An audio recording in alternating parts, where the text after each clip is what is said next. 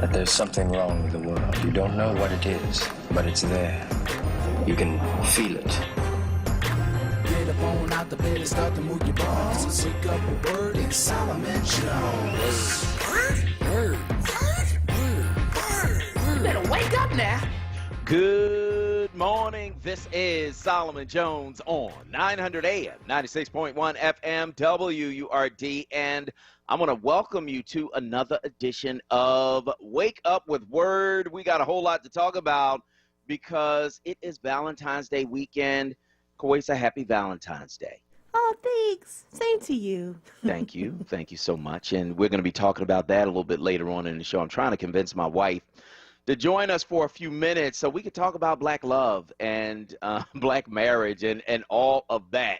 And so we'll see if that happens. I know she's got a lot to do today, but I do want her to take a few minutes because I think that, people could benefit from that. But I want to talk about hair, right? Because black people are under constant pressure about our hair.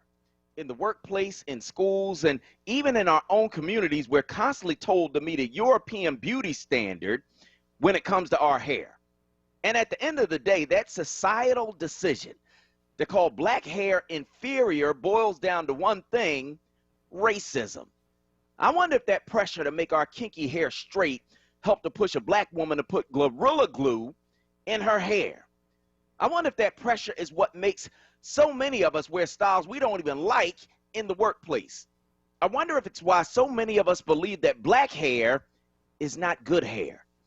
But while the racism that surrounds black hair has been a constant for so many of us, we should never let it be imposed on our kids. That's what made me so angry when Alan Maloney, a referee in a New Jersey wrestling match, made a 16-year-old black boy cut his locks in order to compete and made him do it in a gym full of white people. The referee got a 2-year suspension for that racist act, and in truth, he should have been banned for good. But now, in a brazen display of white privilege, he has the nerve to sue to be reinstated, claiming he's lost money and he's experienced emotional distress. Well, what about that kid? What did he lose? Self-esteem, pride in who he is, confidence in his hair, his skin, himself? When you attack black people's hair, you attack our very humanity. We can't let that happen, not to our women, not to our men, and especially not to our kids. We got a hot show for you today on Wake Up with Word. Taylor Allen of Planned Philly on City Council and more. Akbar Hassan has your money advice. Plus, Francis Hoover of Smith Memorial Playground on the legends of North Philly. And as always, we've got you, our listeners, calling in at 215-634-8065 and toll free 1-866-361-0900. Hit us on Twitter and Instagram at onWURD, or you can hit me personally at Solomon Jones 1. Watch us on Facebook at onWURD. But first, it's the big three, the news stories you need to know to kick off your day right here on Wake Up with Word. Story number one: it was 3 days after George Floyd died in police custody last May, and businesses in the Twin Cities were on fire. Protests were all around the city. Soldiers prepared to take the streets, and the officer who did it, Derek Chauvin, believed that the case against him was so devastating that he agreed to plead guilty to third-degree murder. The New York Times report that as part of the deal, officials now say, he was willing to go to prison for more than 10 years. Local officials, scrambling to end the community's swelling anger, scheduled a news conference to announce the deal. But at the last minute, according to new details laid out by 3 law enforcement officials, the deal fell apart after William Barr, the Attorney General at the time, rejected the arrangement. Why did it have to go through the Justice Department? Well, because Derek Chauvin, who had asked to serve his time in federal prison, wanted assurance he would not face federal civil rights charges. An official said Barr worried that a plea deal so early in the process and before a full investigation had concluded would be perceived as too lenient by the growing number of protesters across the country.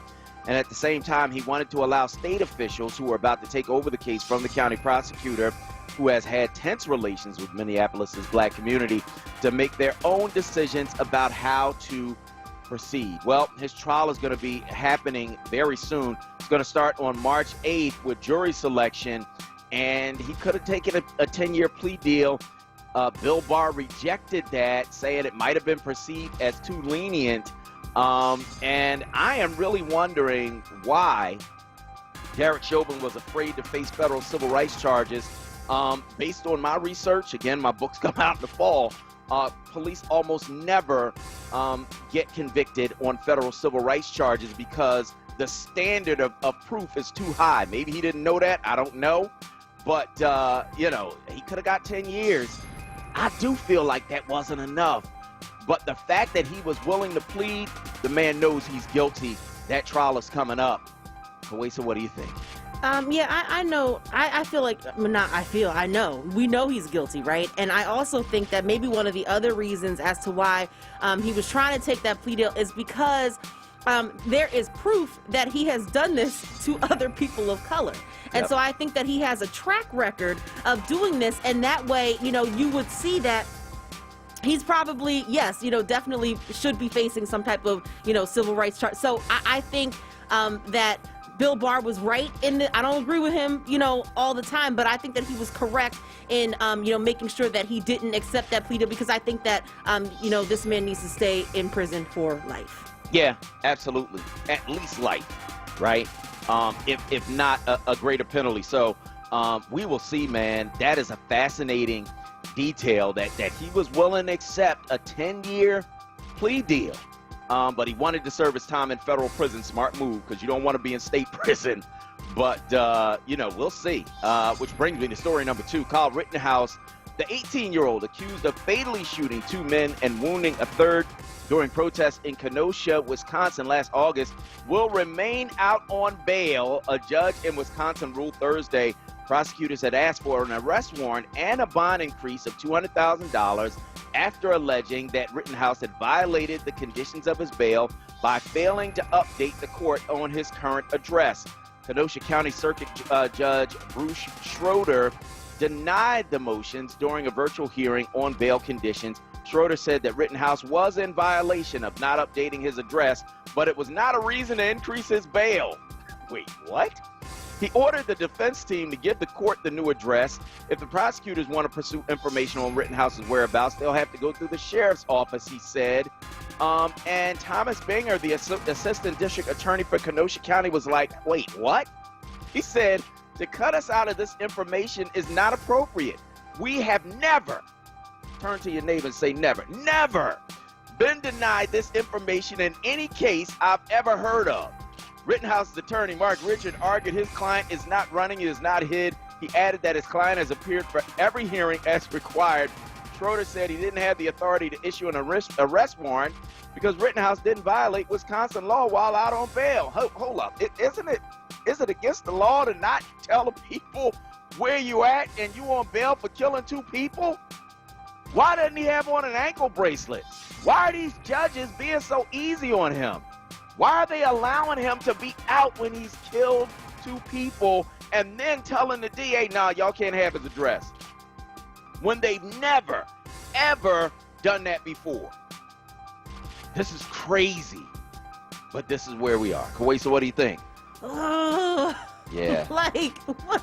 I'm sitting here like clapping my hands like, white privilege. Yeah. White privilege. That's all I can say. What? If he was black, you know good and well, that he would not be able to be doing this type of nonsense. Come on. It's infuriating. It's crazy. Which brings me to story number 3. Story number 3, I've been thinking a lot about love lately. After all, Sunday's Valentine's Day, and my wife of 20 years is still my love. We decided more than 2 decades ago to build a life together, and we've done that because when you love somebody, that's what you do. You build them up instead of tearing them down. So as I watched the impeachment trial and saw video of people chanting USA as they tore down the very country they claimed to love, I was confused. When I saw them with American flags storming the very Capitol that flag represents, I didn't get it. When I heard them tell a police officer, we're doing this for you, even after they attacked and killed one of his colleagues, I was wondering how they could hurt this country they say they love. Because if you love this country, how do you smear human waste on the Capitol walls? How do you plant pipe bombs that might kill Americans? How do you try to overthrow the government for doing its job? But as I watched the video, I realized they don't love this country. They love what Donald Trump says this country should be. That's why even as they invaded the Capitol, they said things like, our president wants us here. We wait to take orders from our president. He'll be happy we're fighting for Trump. And after they did it, Trump told them he loved them. But that can't be true, because love doesn't send you into danger and then say you're on your own. Love doesn't put you in a corner and leave you there alone, because here's what I've read about love, and I've come to know that this is true. Love always protects, always trusts, always hopes, always perseveres. Love, true love, never fails. I'm going to hear from you. Give me a call, 215-634-8065. That is 215-634-8065. That is the number that you can call to get in on the conversation right here at WURD Radio, and let us know where you are on these various things we are talking about on this morning show. 215-634-8065. That is 215-634-8065. That is the number you can call to get in on the conversation right here at WURD. What is love? What is love? What does it do? What does it not do, right? And of course, that last part that I just read is from 1 Corinthians. It's from the Bible. It's the best definition of love I have ever seen, right? And it's just part of it, and maybe we'll go back and read the whole thing. But love is not about embracing evil. Love is not about telling lies. Love is not about being self-serving. Love is not any of those things. No, love actually sacrifices for the other. That's what love really does. And so when you were in the Capitol smearing feces on the wall, that ain't love. When you killing a police officer and then telling his colleagues, we're here for you, that ain't love. When you beating people within an inch of their life with the flagpoles of the very country you claim you love so much, that ain't love, right? And you know, when you go to romantic love, when you were mistreating this person that you claim that you love, that ain't love. When you're sending them into a dangerous situation, talking about, and I'll be there with you, and you're not, that ain't love. Right? You know, love, the reason that love never fails is because love will do whatever it takes in order to show itself to be true. It's not about what you say. It's about what you do. That's what love really is. So I want to talk about that. But in the meantime, I also want to talk about the George Floyd case. He was about to plead and get a 10-year sentence. Would that have been enough? I want to know what you think. Give me a call, 215-634-8065. That is 215-634-8065. That is the number you can call to get in on the conversation right here at WURD Radio. Also, Kyle Rittenhouse out on bail. Didn't tell the people where he is. He claims he's getting death threats. Well, you already killed 2 people. So if you getting threats, you catching a break, because at least ain't nobody kill you, right? You killed 2 people, wounded a 3rd. First of all, they let him out without an ankle bracelet. He you know, these right-wing people, hate groups, raised this $2 million bond for him because he's a hero in their eyes for killing people who were protesting for Black lives. And by the way, the people he killed were white. They put their lives on the line to protest for Black lives after Jacob Blake was shot in the back 7 times by a police officer who, by the way, wasn't charged. Right? Like all of this stuff. You know, you look at all of this, and it is a system of racism that has levels to it. You know, the police officer who shoots Jacob Blake in the back 7 times, the prosecutor who, you know, they don't charge this officer with any kind of crime. The the judge who allows this young man to get out on bail of $2 million that somebody else raised. He ain't got no skin in the game. Somebody raised the point, and I thought it was an excellent point. It's not like his family put up their house for the bail, like normal people have to do, right? No, they didn't do that. Other people raised the money through some online campaign funded by right-wing hate groups. So that's part of the system of racism, allowing him out without an ankle bracelet after he's killed 2 people. Right? When they can't find him and he's lied to the court about his address, saying, no, we're not going to raise his bail. And I'm not going to charge him with violating, anything because he didn't violate the law while he was out on bail. He lied about where he is.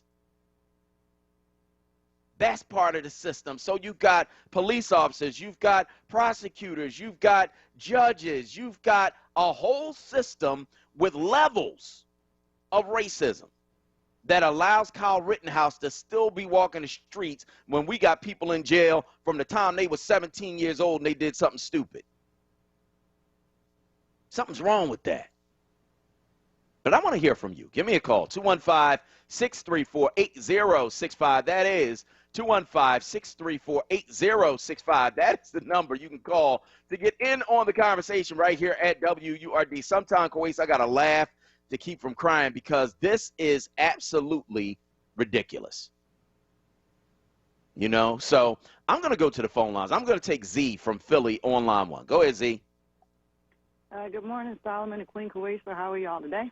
Good. How are you? I'm well, thank you. And I want to do, comment on, some of the topics you were talking about. Mm-hmm. First is number 1 about the hair. Yeah. I've seen the trailer for the film Bad Hair by Justin Simeon, and it is a horror film about when the weave, starts, killing people. Get out of here. Mm-hmm. My wife had the idea like that some years ago, so now they're doing it. The weave that starts killing people. Okay, go ahead. Yeah, all right. It's scary. Pardon me, clear my throat. All right. The second thing I want to talk about regarding, Caucasian privilege. And, the systemic racism is all about protecting a wanted population.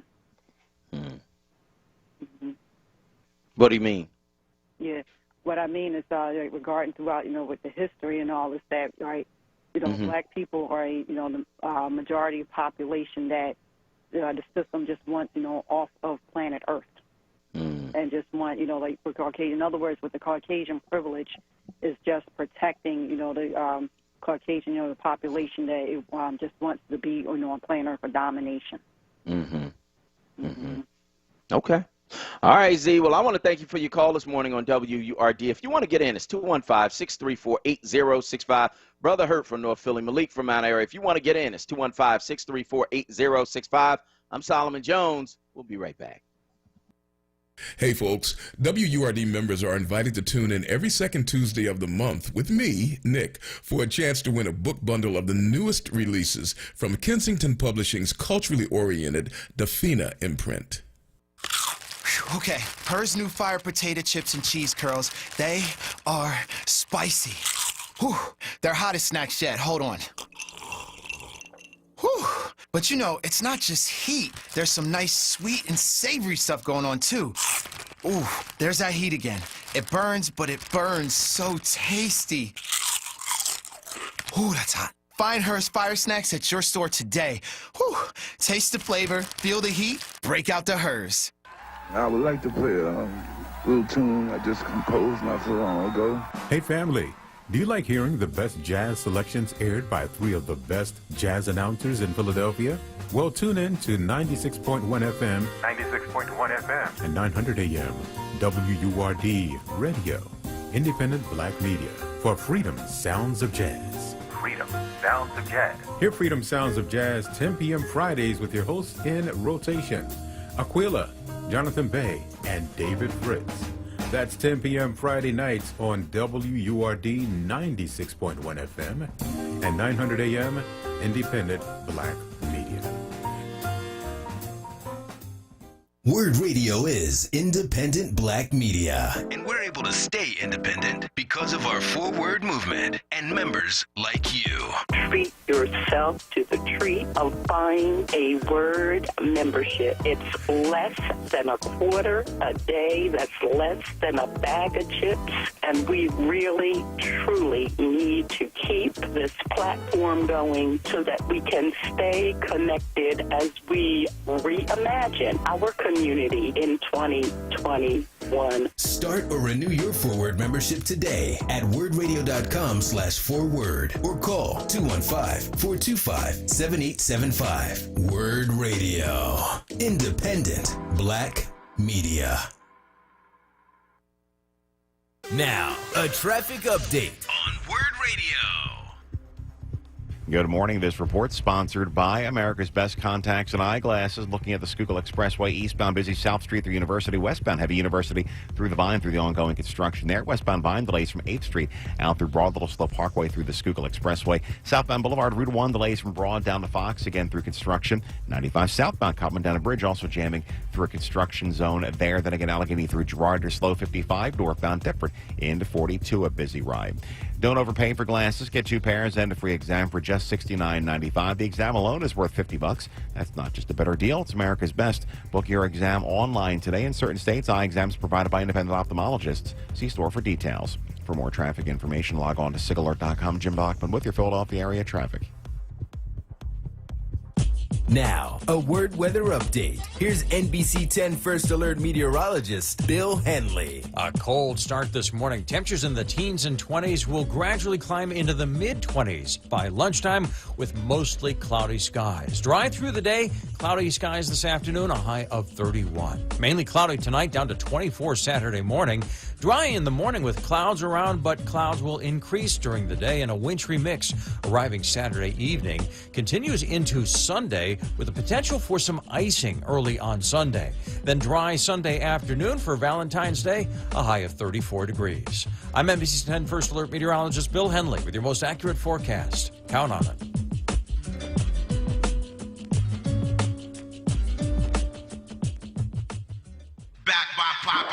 It's Wake Up with WURD, hosted by Solomon Jones.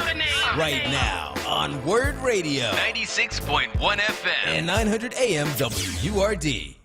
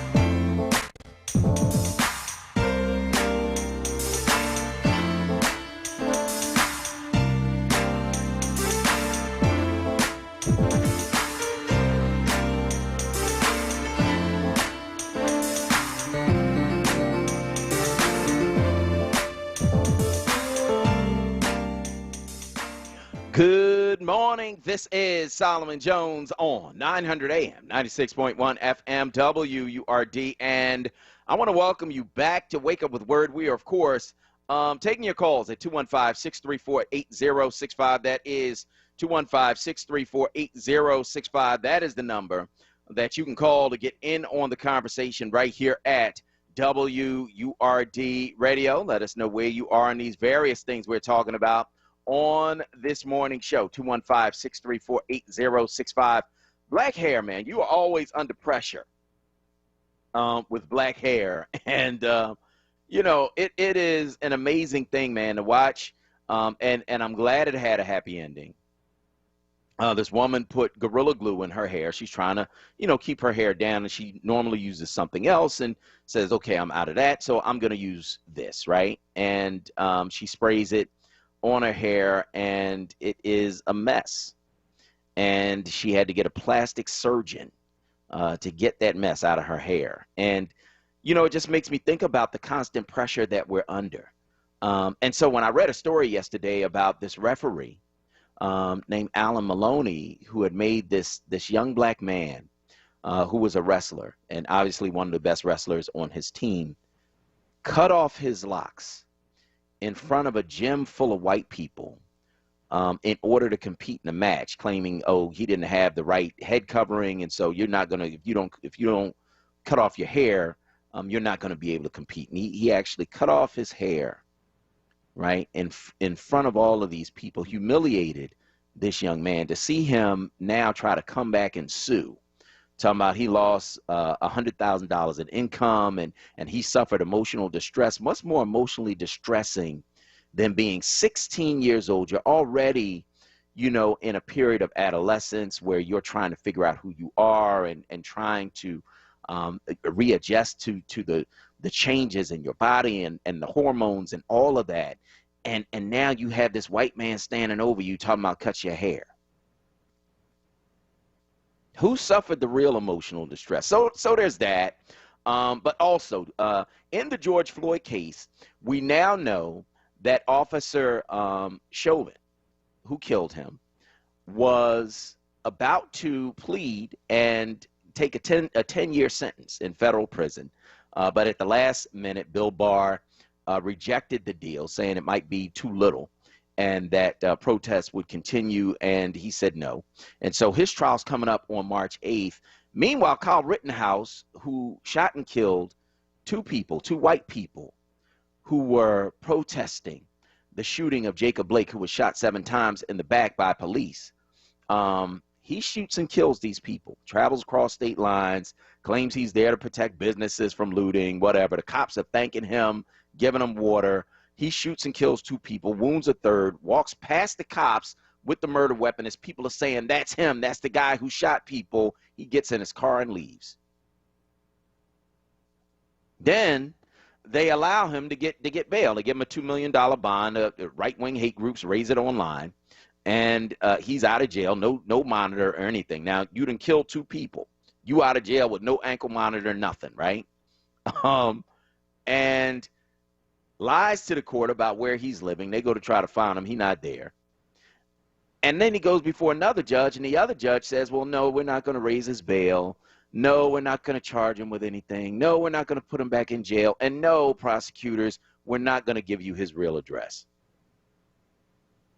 And the prosecutor's like, this has never happened. What do you mean you're not going to give us his address? And so that's where we are with that. And of course, it's Valentine's Day. And so we're talking about love, the meaning of love. And love is commitment. And, love is patient. And love is kind. And love is self-sacrificing. Love is all of those things. But love sure ain't going to the Capitol and smearing poop on the walls talking about we love this country.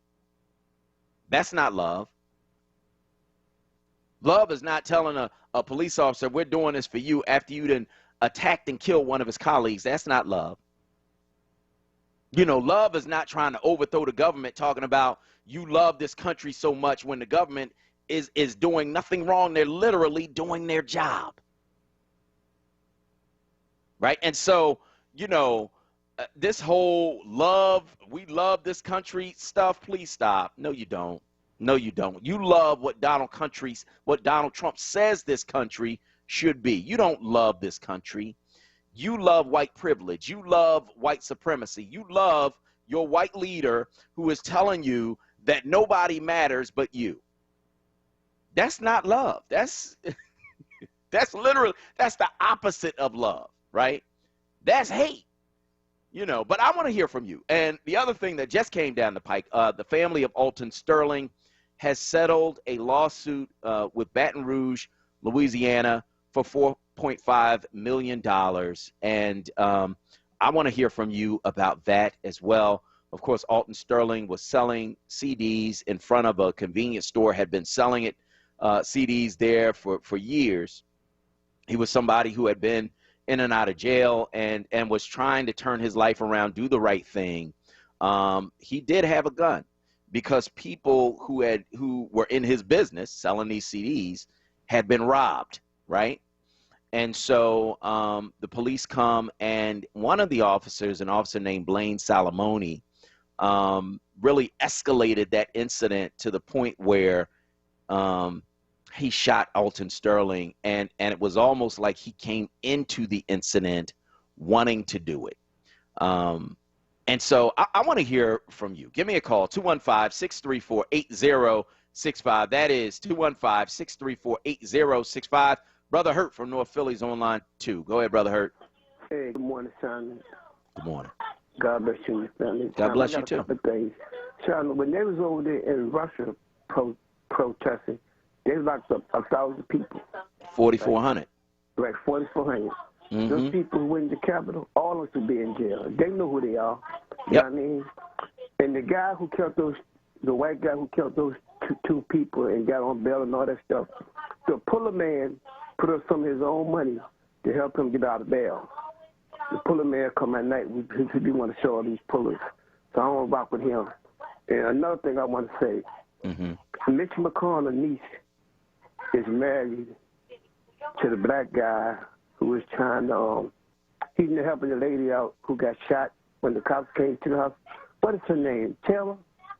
I don't think are you talking about Daniel Cameron in Kentucky, the Kentucky Attorney General? Right, that's the black guy, but he's married to Mitch McConnell's niece. Did y'all know that? Yes, no, he's not. Which one is he married to? He's not married to any of them. Yo, he's married to a white lady. He's married to a white lady, but it's not Mitch McConnell's niece. Right. Yeah, he's not married to Mitch McConnell. Anybody related to Mitch McConnell? Okay. Well, I know he married to one of the people in the White House who always go against President Obama. His wife is named Mackenzie Evans, and she's not related to Mitch McConnell or anybody like that. Okay, my bad. Well, anyway, have a good weekend, man. Y'all be safe. All right, thank you for your call this morning on WURD Radio. I want to hear from you. Give me a call. 215-634-8065 is the number you can call. Let's go to Malik from Mount Airy on line 3. Go ahead, Malik. Good morning, Word family. Good morning, Solomon. How you doing? Good. How you doing? Fantastic. I'm just a little confused. White privilege is an amazing thing. I mean, it's one of those drugs that you can never wake up from. Imagine being able to lie to the police, because I heard that's a crime. But okay, I lied to the police after I killed somebody, after I agreed to a bail. Yep. But nothing's going to happen to me because I'm white. Now, flip that coin over. People who are brown-skinned or black, if they accidentally, help their mother get some groceries out their trunk on a house arrest, those people are going back to jail because they violated the terms of their parole. But he don't even have a monitor on. Nope. Again, white privilege is an awesome drug. Yeah. And the fact that the judge said, well, it's not our responsibility to give you the information. If I'm not mistaken, in a court case, it legally is the law that the DA and the defense are supposed to have all the same evidence, if I'm not mistaken. So when are we going to start playing by well, I apologize. When are we going to be allowed, people of color going to be allowed to play by those type of roles? When we do whatever we want, how we want, when we want.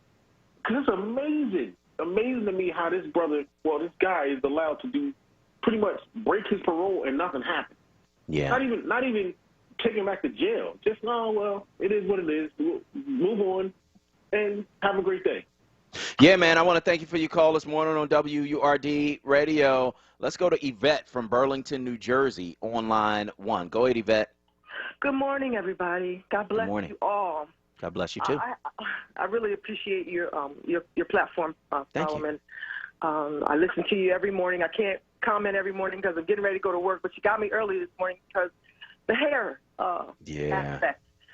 I look at my black sisters and I see everybody trying to look the same with this straight look with the big eyelashes, and it hurts me to my heart because we're all so different and unique and beautiful in so many different ways. And I can recall a story that one day I was coming off of the train. I was having a bad day, and I saw my auntie off in the distance when I got off the train, and she came running up to me. I came running up to her, and we were glad that we embraced.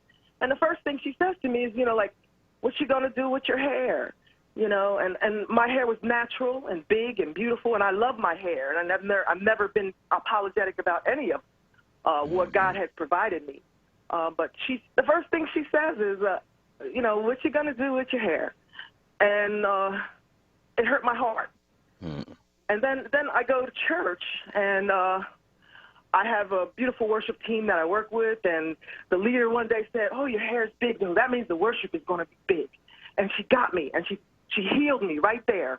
That hurt that I had felt there, it's like, yes, God gave me this big hair, and I'm going to be up in front and center. I'm singing, and my hair is big, and my worship is big as He has provided me. And it hurts me to my heart when people just narrow us down to our hair. But I love my kinky hair, and I love the way it projects into the area. You see that before you see me. Fine. And I hope you do, because it's what God provided me. And it hurt me when that child had to cut his locks. Yeah. Because what I believe the locks are to the nature of the lock is how God will pull you up to heaven. And for him to have to do that, humiliated in front of all of those people just because somebody felt uncomfortable, it's just not acceptable. And all this stuff that's going on the Capitol and in Washington, it's all about racism, and we know that, and they're skirting the issue, and we need to have serious dialogue. These are nice, the niceties, and we all know that was just horrible, and those people survived horrid circumstances. And it hurts my heart that all those people are they're scarred forever, and it hurts my heart that this hate that's there is it's deep. It's deep in this country. Yeah, it is. We're not really dealing with it. I think we're starting the issue, and it's starting to be talked about realistically. But until we have somebody on the television screen, honestly cares about black people and our plight.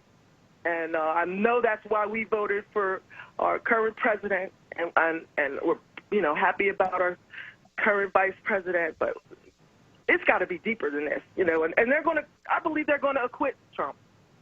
And oh yeah, they are going to acquit him in this trial, and hopefully they'll bring him up on criminal charges at some point at the state level or something. And Yvette, I want to thank you so much for your call and for sharing that this morning. Very important conversation. So thank you so much. We appreciate it. We got to go to break though. And on the other side, we're going to continue to take your calls. Olanian from Nicetown, Renee from West Oak Lane. If you're in, you can get into 215-634-8065. And of course at 8:40, Kawais is going to sing. So we are looking forward to that. We're going to go to break. On the other side, we're going to take your calls. I'm Solomon Jones. We'll be right back.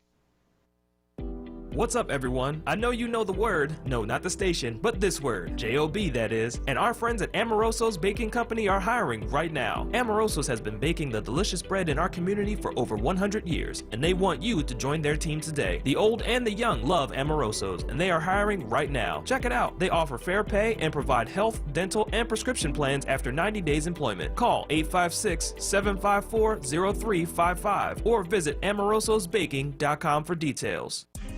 Happy Valentine's Day from Leo's, a one-stop shop from head to toe for men and boys, featuring the largest suit, shoe, and hat selection in Philadelphia. Save up to 50% off store-wide. Leo's has a bigger and better inventory and offers great customer service. Leo's is located 2705 Germantown Avenue near Lehigh. Stop in today and you must mention WURD to get a discount.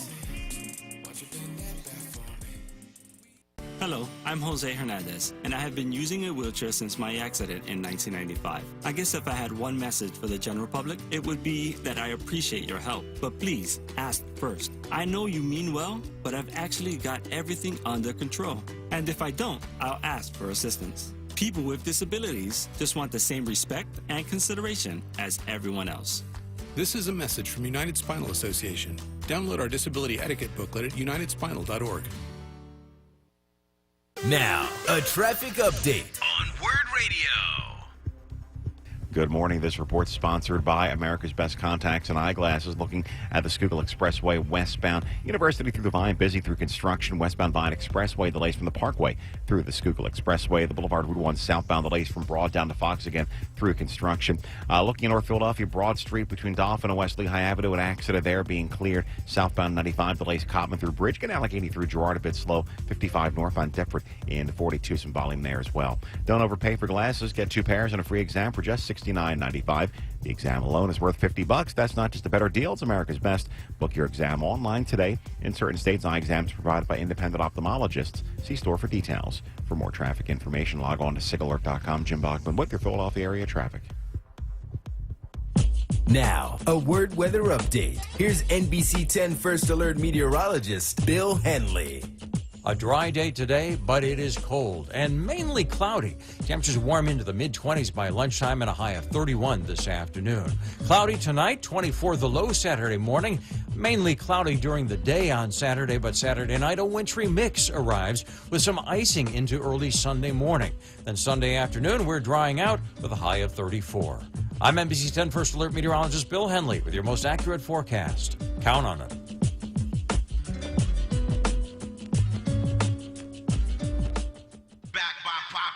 It's Wake Up with WURD, hosted by Solomon Jones. Right now on WURD Radio, 96.1 FM and 900 AM WURD.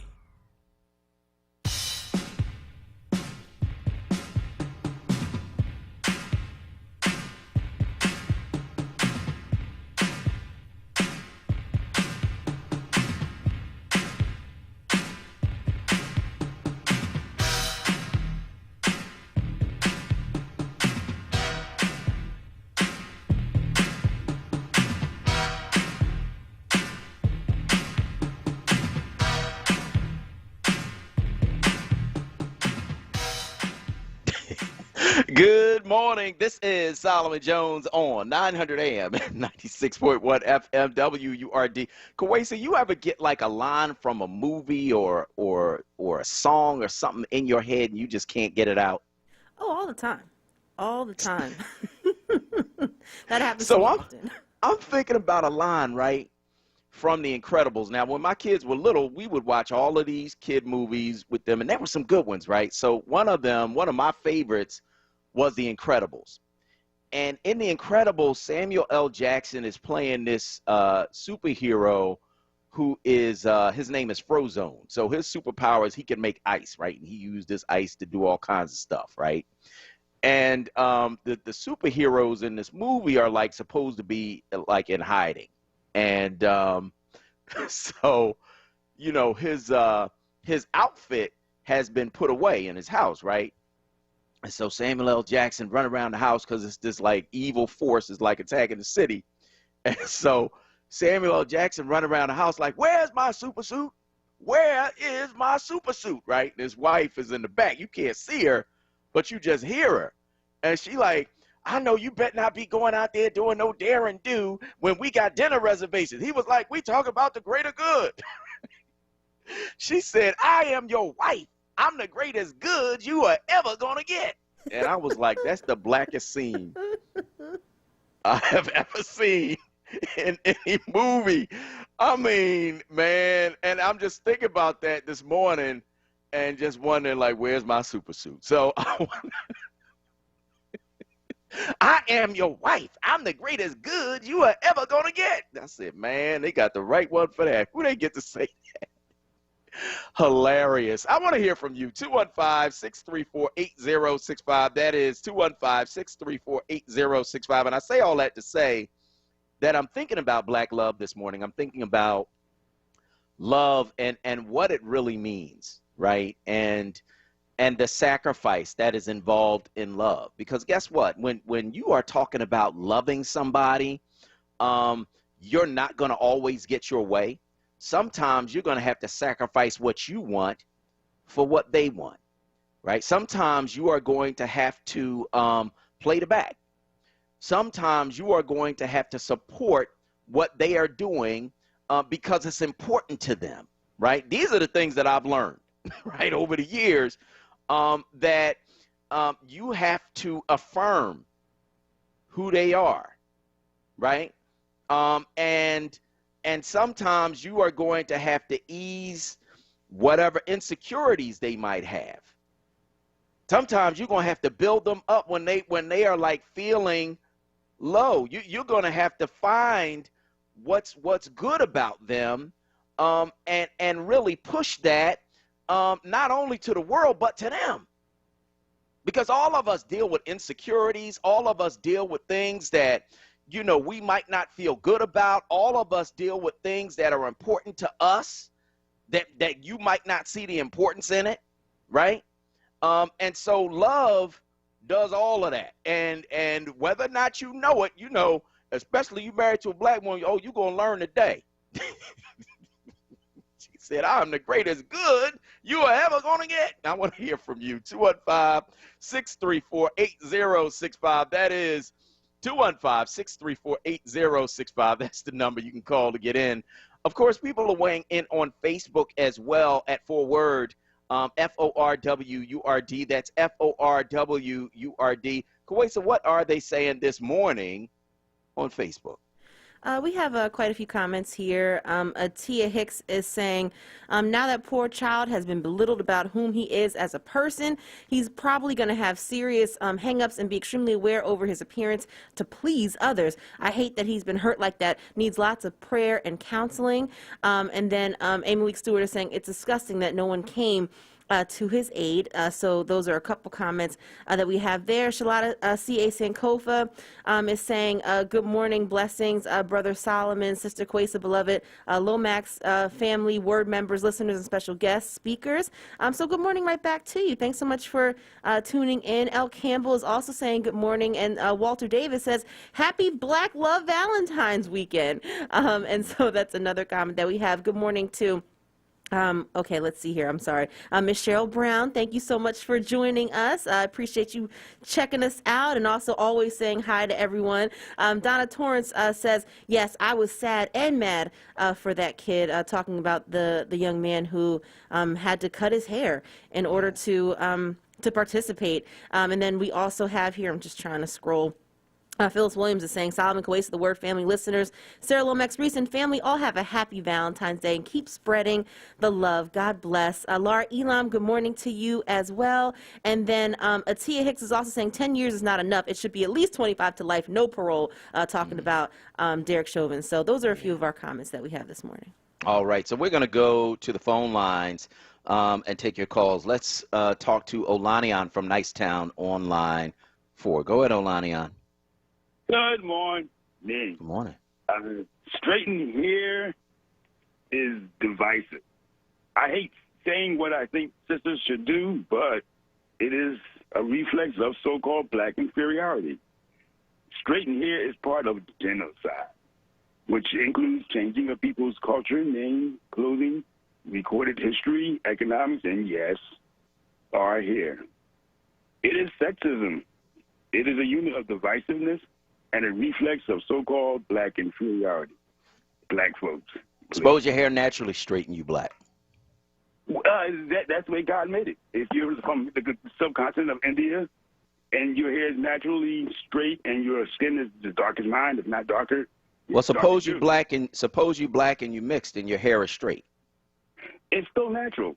I mean, that's natural. But just so then straightened hair is not always genocide then. No, it's not. But straighten is a past tense verb. If it's straightened, then it was natural. Now it's straightened. Okay, so if you take your hair and do something different with it, but shouldn't that be a sister's choice if she decides she want to do that? Yes, it is. Yes, it is, and that's why I said I hate telling sisters what to do. Mm-hmm. But I hate it. It really is divisive. But natural is godly. And us trying to imitate somebody else is like saying we're 3/5 of a human being. I mean, okay. All right, Olanian, I want to thank you for your call this morning on WURD. Renee from West Oak Lane is on line 2. Go ahead, Renee. Yeah, good morning, Solomon and Kawesa. I just want to get to the thing about true love. I believe true love is learning to love yourself so you can love somebody else. And so far as the aspect of using products for to straighten your hair or lighten your skin or change your eye colors, I don't know whether the lady that used the Gorilla Glue did that to because she doesn't like the natural texture of her hair, or anybody else that may do that to themselves. I mean, you have people lightening their skin, you have people darkening their skin. I mean, people use products all the time that's not healthy for us, like smoke cigarettes or use drugs and stuff like that. So far as changing yourself as your being, like your cosmetically, I believe a lot of people do that because they do it for like cosmetics, like people wear eyelashes or makeups and stuff like that. I don't think people really do that because they don't appreciate their natural texture. Maybe some people do, but the guy with the locks, that's definitely a racist situation by them having him cut, his locks. That's definitely racist. But you're right, Solomon. There is a problem with some black people who want to change the texture of their skin and their hair color, but I don't think that's the case all the time because they don't appreciate their own skin tone or hair. And I want to say to Kuwaita, I know you're going to sing something that's going to bring sunshine, like the meaning of your name, because you're a beautiful person. So I just wanted to throw that out there. All right. Thank you, Renee. We appreciate that. And so what are you going to sing today, Kuwaisa, at 8:40? Well, we know that Valentine's Day is coming up, and so what better song to sing than My Funny Valentine? Oh, I love it. I was hoping you was going to say that. I was hoping you was going to say. I was going to text it to you last night. I said, no, Solomon. Step back. Let her sing what she want to sing. I was hoping you. That's one of my favorite songs. Yeah, I really enjoy that song. So yeah, so I'm looking forward to that. And of course, we're looking forward to hearing from you. 215-634-8065. That is 215-634-8065. That's the number you can call to get in on the conversation right here at WURD Radio. Let us know where you are on these various things we are talking about on this morning show. 215-634-8065. That is 215-634-8065. You can, of course, also weigh in on Facebook at ForWord. That's FORWURD, FORWURD, and let us know where you are in these various things we're talking about on this morning show. So what are they saying this morning on Facebook? A couple more comments here. Phyllis Williams says, wear your hair the way you feel. You look good. Please you. You'll never please others. Yeah, I agree. I definitely agree. I think that, you have some folks who just want to wear their hair straight because they feel like it. And then you have others who really don't love themselves and love, the way that the hair grows naturally out of their head. So for me, I'm like, listen, do you, boo? And if you enjoy what you're doing, that's your business, not mine. Sabrina Lessony says, it seems like cops have an incentive to kill black people that we don't know about because too many black people are getting killed for nothing by the police. Situations that should end with a ticket are ending with a black person dying. So that's a comment that we have there. Also, Shaquille Smith saying, good morning, Solomon Jones. Can't wait to hear Queen sing. She got a voice like an angel. Well, thank you so much for that, Shaquille. I appreciate it. And then we also have, I'm going to say good morning to Geraldine Mayfield. I see that you're weighing in here as well. And then also trying to pull up. Sabrina Lesney also says that I've taught my daughters to wear their hair whatever way they want because it's their hair. Rebecca Truxton, good morning to you. Thanks so much for checking us out. And then also, I think that might be it. Yeah, so those are our comments right now, but keep them coming, and I will continue to read them throughout the show. All right. So, of course, it is Valentine's Day weekend, and we want to talk about black love. And I'm hoping, because my wife she hiding now. She went upstairs, and you know what I mean? So, but I'm hoping that she will just join us for a few minutes to talk about black love. But on the other side of this break, we are going to be talking with Taylor Allen about what happened in City Council this week and also a couple of other things that she's written about. So we're going to be talking with her. And, of course, at 8:20, we're going to be talking with Akbar Hassan about your money because it's Friday, and I'm tired of seeing y'all mess up your paycheck. So we're going to be talking with Akbar Hassan at 8:20. Taylor Allen's up next. I'm Solomon Jones. This is WURD. We'll be right back. This Word Wellness Vignette is brought to you by Premium Nutrition Meals. Word Radio presents the following wellness tip to support our listeners with mindfulness and motivation as we continue to navigate the pandemic together. Hi, this is Helana, your resident health and wellness coach, with tips to help you stay well. Today we're going to talk about green living made easy. So what exactly is green living? It simply means we consider the environment in the way we use, reuse, and recycle every day. When we monitor the waste we create in our homes, we can have a positive impact on the environment, both locally and globally. Green living can look like this. Number 1. Wash and reuse your glass bottles and jars from the grocery store. Number 2. Recycle your paper products, boxes, and plastic. Number 3. Make your own cleaning products to reduce chemical pollution inside your home. Green living is something we can all do to support our overall health, personally and in our communities. Go ahead and try it today. Stay well with Word. Happy living. Stay well with Word. Connect with us at wordradio.com. This Word Wellness Vignette was brought to you by Premium Nutrition Meals. I'm Anthony McLaurin. Been denied insurance? Call 888-307-0505. Life insurance, age 0 to 85, no examination needed. Homeowners insurance, any home, any condition, same-day coverage, 888-307-0505. Auto insurance, we can have you covered in 15 minutes. Business insurance, call 24 hours a day, 888-307-0505. I'm Anthony McLaurin. When you need insurance, I can help. Parents, teachers, guardians, 100 Black Men of Philadelphia offers a free mentoring program for boys in 1st through 12th grades every 1st and 3rd Saturday. Students will engage in age-appropriate youth development, career exploration, critical thinking, and leadership activities. Students can earn monthly stipends for participation and are eligible for electronic gift cards, prizes, and scholarships. Register today at www.100blackmenphilly.org or call 267-258-2900. Tune in every Saturday at 6 p.m. to Recovery Talk 101 with your host, Rick Ford, talking about addiction, treatment, and recovery, right here on Word Radio. Celebrating Black history all day, every day. Maddie Humphreys. You can't proclaim that people have inalienable rights from a common creator and say you own some of those people. This is Word Radio, 96.1 FM and 900 AM WURD. Philadelphia, independent Black media. Now, a traffic update on Word Radio. Good morning. This report is sponsored by America's Best Contacts and Eyeglasses. Looking at the Schuylkill Expressway westbound. University through the Vine, busy through construction. Westbound Vine Expressway, delays from the Parkway through the Schuylkill Expressway. The Boulevard Route 1 southbound, delays from Broad down to Fox again through construction. Looking at North Philadelphia, Broad Street between Dolphin and West Lehigh Avenue, an accident there being cleared. Southbound 95, delays Cotman through Bridge. Get Allegheny through Girard, a bit slow. 55 north on Deptford in 42, some volume there as well. Don't overpay for glasses. Get 2 pairs and a free exam for just $69.95. The exam alone is worth $50. That's not just a better deal, it's America's Best. Book your exam online today. In certain states, eye exams provided by independent ophthalmologists. See store for details. For more traffic information, log on to SIGAlert.com. Jim Bachman with your Philadelphia area traffic.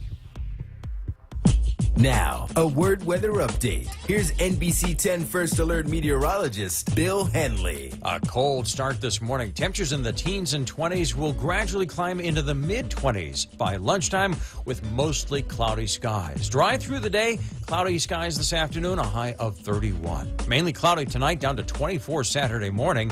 Dry in the morning with clouds around, but clouds will increase during the day and a wintry mix arriving Saturday evening. Continues into Sunday with the potential for some icing early on Sunday. Then dry Sunday afternoon for Valentine's Day, a high of 34 degrees. I'm NBC 10 First Alert meteorologist Bill Henley with your most accurate forecast. Count on it.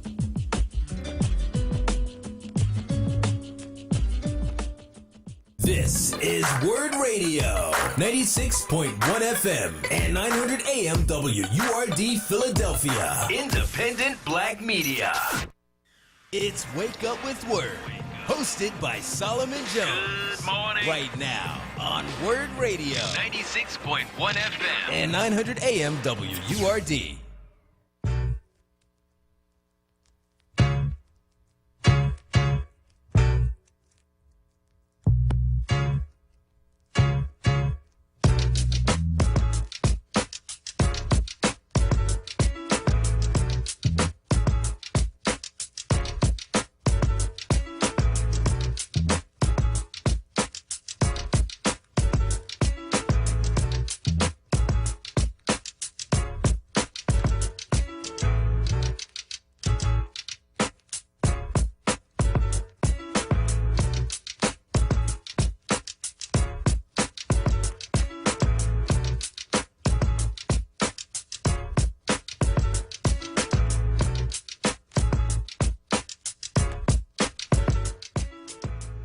Good morning. This is Solomon Jones on 900 AM, 96.1 FM, WURD, and I want to welcome you back to Wake Up with Word. And joining us now is Taylor Allen. Taylor Allen, of course, is a reporter for Plan Philly. She covers housing, and she joins us to provide updates on yesterday's City Council and to talk about some of West Philadelphia's Black history.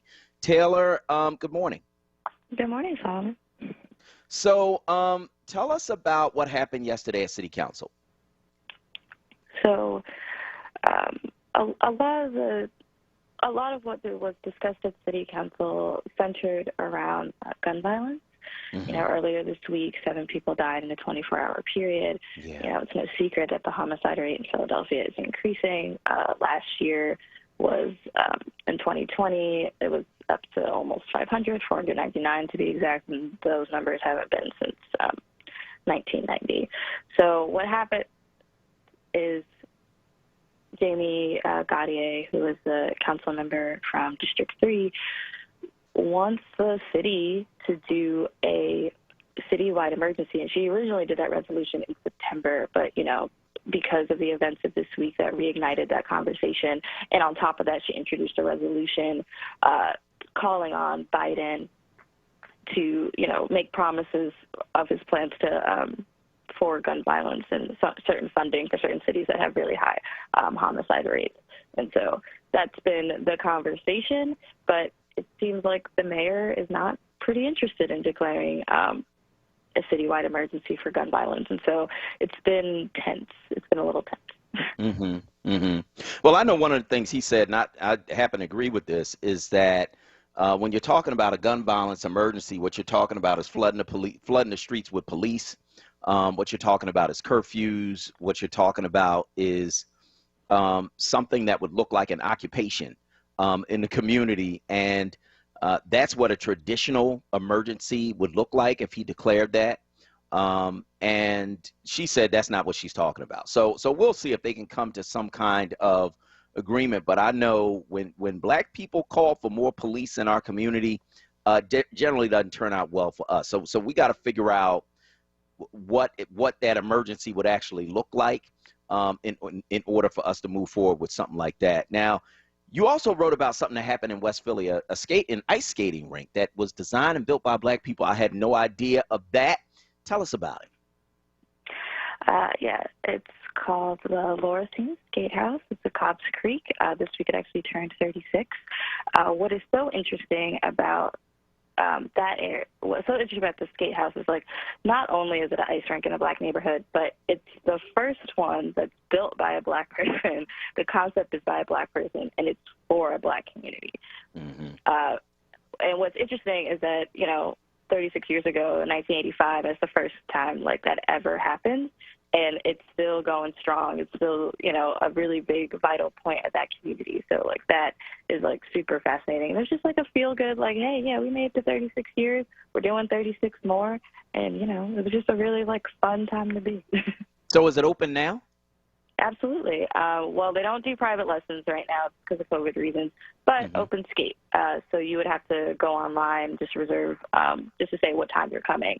So open skate is open, but as far as lessons, they're on hold because of COVID.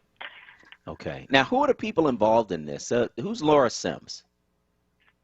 Laura Sims is an activist. What's interesting about her story is that she was basically just, like, around her neighborhood, noticed that, like, other kids, like, ice skating, particularly, you know, kids in different areas, maybe at white areas, basically. And she noticed that a lot of the kids in her neighborhood also want to ice skate, right? But they had to, like, take a long time to get there. Like, they had to go all the way to Wissahickon. They had to, you know, travel. She was just like, why can't we have one? And so literally just that idea, she didn't even know that much about skating. She was just like, I'm just going to advocate for this. And she did it for 12 years.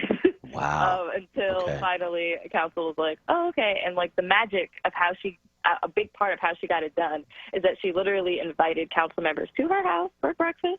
It was like, oh, Black kids don't skate? Interesting. She invited them to her house, made them breakfast, and at the end of that, there was, like, a bus full of black children on their way to Wissahickon, and she was just like, hey, black kids don't skate? That bus is full. And like it like really, and also with the help of Lucian Blackwell at the time. But yeah, like she for 12 years and through kindness and inviting council members to her house, she got it done. Wow. That is beautiful. And you know, I've ice skated, right? So I fell a couple of times, but I have ice skated. I didn't take any kind of lessons because I figured it must be the same as roller skating, and it's the same motion. So I've been able to do that a couple of times, and it's fun. Have you ice skated, Taylor? Oh, absolutely. I grew up ice skating. Not like, wasn't doing flips, wasn't ice princess, no. But on the weekends, the way that other people treated roller skating, I went ice skating every weekend at my town. So yeah, it's fun. I love it. I think it's fun. Like it's like very much like Sim says. Like it's kids. Like why can't we just have some fun? And who doesn't? I mean, come on, just the idea of like, yeah, I want to be on a rink. Like that's inherently fun. Exactly. Now, so Jimmy Lewis also involved in this. Who was he, and how is he connected to it? So Jimmy Lewis is a fascinating character. I really love talking to him. He is a gentleman. He's in the late 70s. He has been a ice skating instructor at the Laura Sims Skate House since it opened. So for the whole 36 years, he has been there. He also, Cobbs Creek is also his neighborhood. And before 1985, he was still an ice skating instructor. But again, like I said before, he had to travel. He had to go to Penn or had to go across town. And he said that one of his students, the mother of one of his students, called him like, hey, there's an ice skating rink in town that's coming. He's like, what do you mean? So he biked all the way to Laura House and Skate House when they were under construction, and he cried on the spot just because he was like, wow, it's in my neighborhood. And that day he applied for a position, and he has been there ever since. He has trained Olympic hopefuls there, a few that actually went to the Olympics. He's trained people who went on to be professional skaters, like on Disney on Ice. Like he is just a world-class skater, and he's like I'm so happy. And to this day, he's like, there's a quote in there that he said, like, when I die, open that rink up and bury me in the rink. Like, he's like, this is my happy place. Like, he loves this area. Wow. Well, it's good to hear a happy story about some of the things that are happening in the city of Philadelphia. We'll see what happens around that gun violence, that they can come to some kind of agreement about what an emergency would actually look like, and have it actually benefit the community. We'll see. The other thing I want to ask you about before I let you go, was there any discussion about coronavirus and the vaccine and next steps at City Council yesterday? There's a lot of discussion from what I was listening to on, it's not a secret that, Philly fighting COVID ended up being not effective, to put it lightly. So as far as that, they're very much discussing, like, okay, what are the next steps? What can we do to mitigate this? A lot of discussions of how can we make sure that vaccinations in the city actually go to the people of the city, who is in line first. A lot of discussions of that nature. But as far as, like, anything that's, like, we are absolutely going to do this, that wasn't there. But they're definitely talking about it. I mean, during the speeches element of council, which is the very last part of council, like, went over an hour just going back and forth of, like, okay, what are the next steps? So there's a lot of discussion. It's very much on the top of everyone's mind, absolutely. There's just not a drawn-out plan right now. There's not something that's actually transpiring at this moment. But they're definitely talking about it. It's definitely a topic of conversation, and it has been since the Philly fighting COVID. That whole debacle came out. Trust me, like, I know nothing necessarily came out this week, but they're discussing it, and quite frankly, they absolutely need to. This has become a national news story. Like, it absolutely does. And as far as the citywide emergency, I just want to point in that Gaudier does put in there that what she particularly wants is for agencies to work more together, and for more public briefings of what the city is doing for gun violence in the city, very similar to like how they act with the pandemic. So that's what her vision is for the, the emergency, if they come to a resolution about that. Cool. That is Taylor Allen. Taylor Allen, of course, is a reporter for Plan Philly. Taylor, we appreciate you. Happy Valentine's Day. Have a great weekend. You too. Have a good weekend. All right. Thanks so much. So we're going to be talking in a few minutes about Black love, and I'm going to switch the sound so that you can hear us both, and we only got a minute, so I'm hoping my wife will come on. I put a chair out for her, so going to switch this so that you can hear us both. It's going to sound a little different. Can you hear us, Kawesa?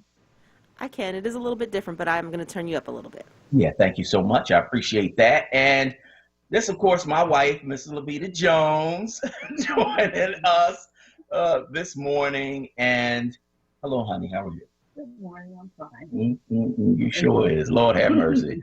Lord have mercy. So this is my wife. And we've been married for 20 years. And going on 21. Going on 21. We'll be married 21 years in July. And so it has been quite a journey. I think I've learned a lot about love over the course of our marriage. What have you learned? What have I learned? So much. So much. Where do I begin? I have learned that in order to love and have a successful marriage, you have to be willing to forgive. Yeah. You have to be willing to forgive. You have to be willing to change.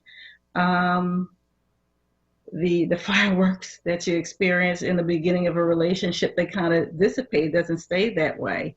But love matures, and it's a beautiful thing. Mm-hmm. It's a beautiful thing. Some people expect to have butterflies all the time. You're not going to have butterflies all the time.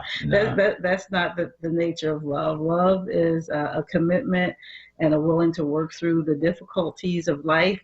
It's a commitment to having fun and enjoying one another, and just appreciating differences and being able to work through differences as well. Yeah, because you're not going to be both the same. If you're both the same, that's not going to last anyway. Because you're going to get on each other's nerves even more. But I think, one of the things that I've learned is that I have to be willing to do stuff that's important to her. Right. That means trips to IKEA. to IKEA, including the as-is room. You always got to go to the as-is room. Yeah. No trip to IKEA is complete without going to the as-is room. Yeah. Nurseries, looking for plants. What are some of the other things you don't like to do? Watching really old movies that were made before we were born. Yeah, that. And laughing at my corny jokes. Laughing at her jokes.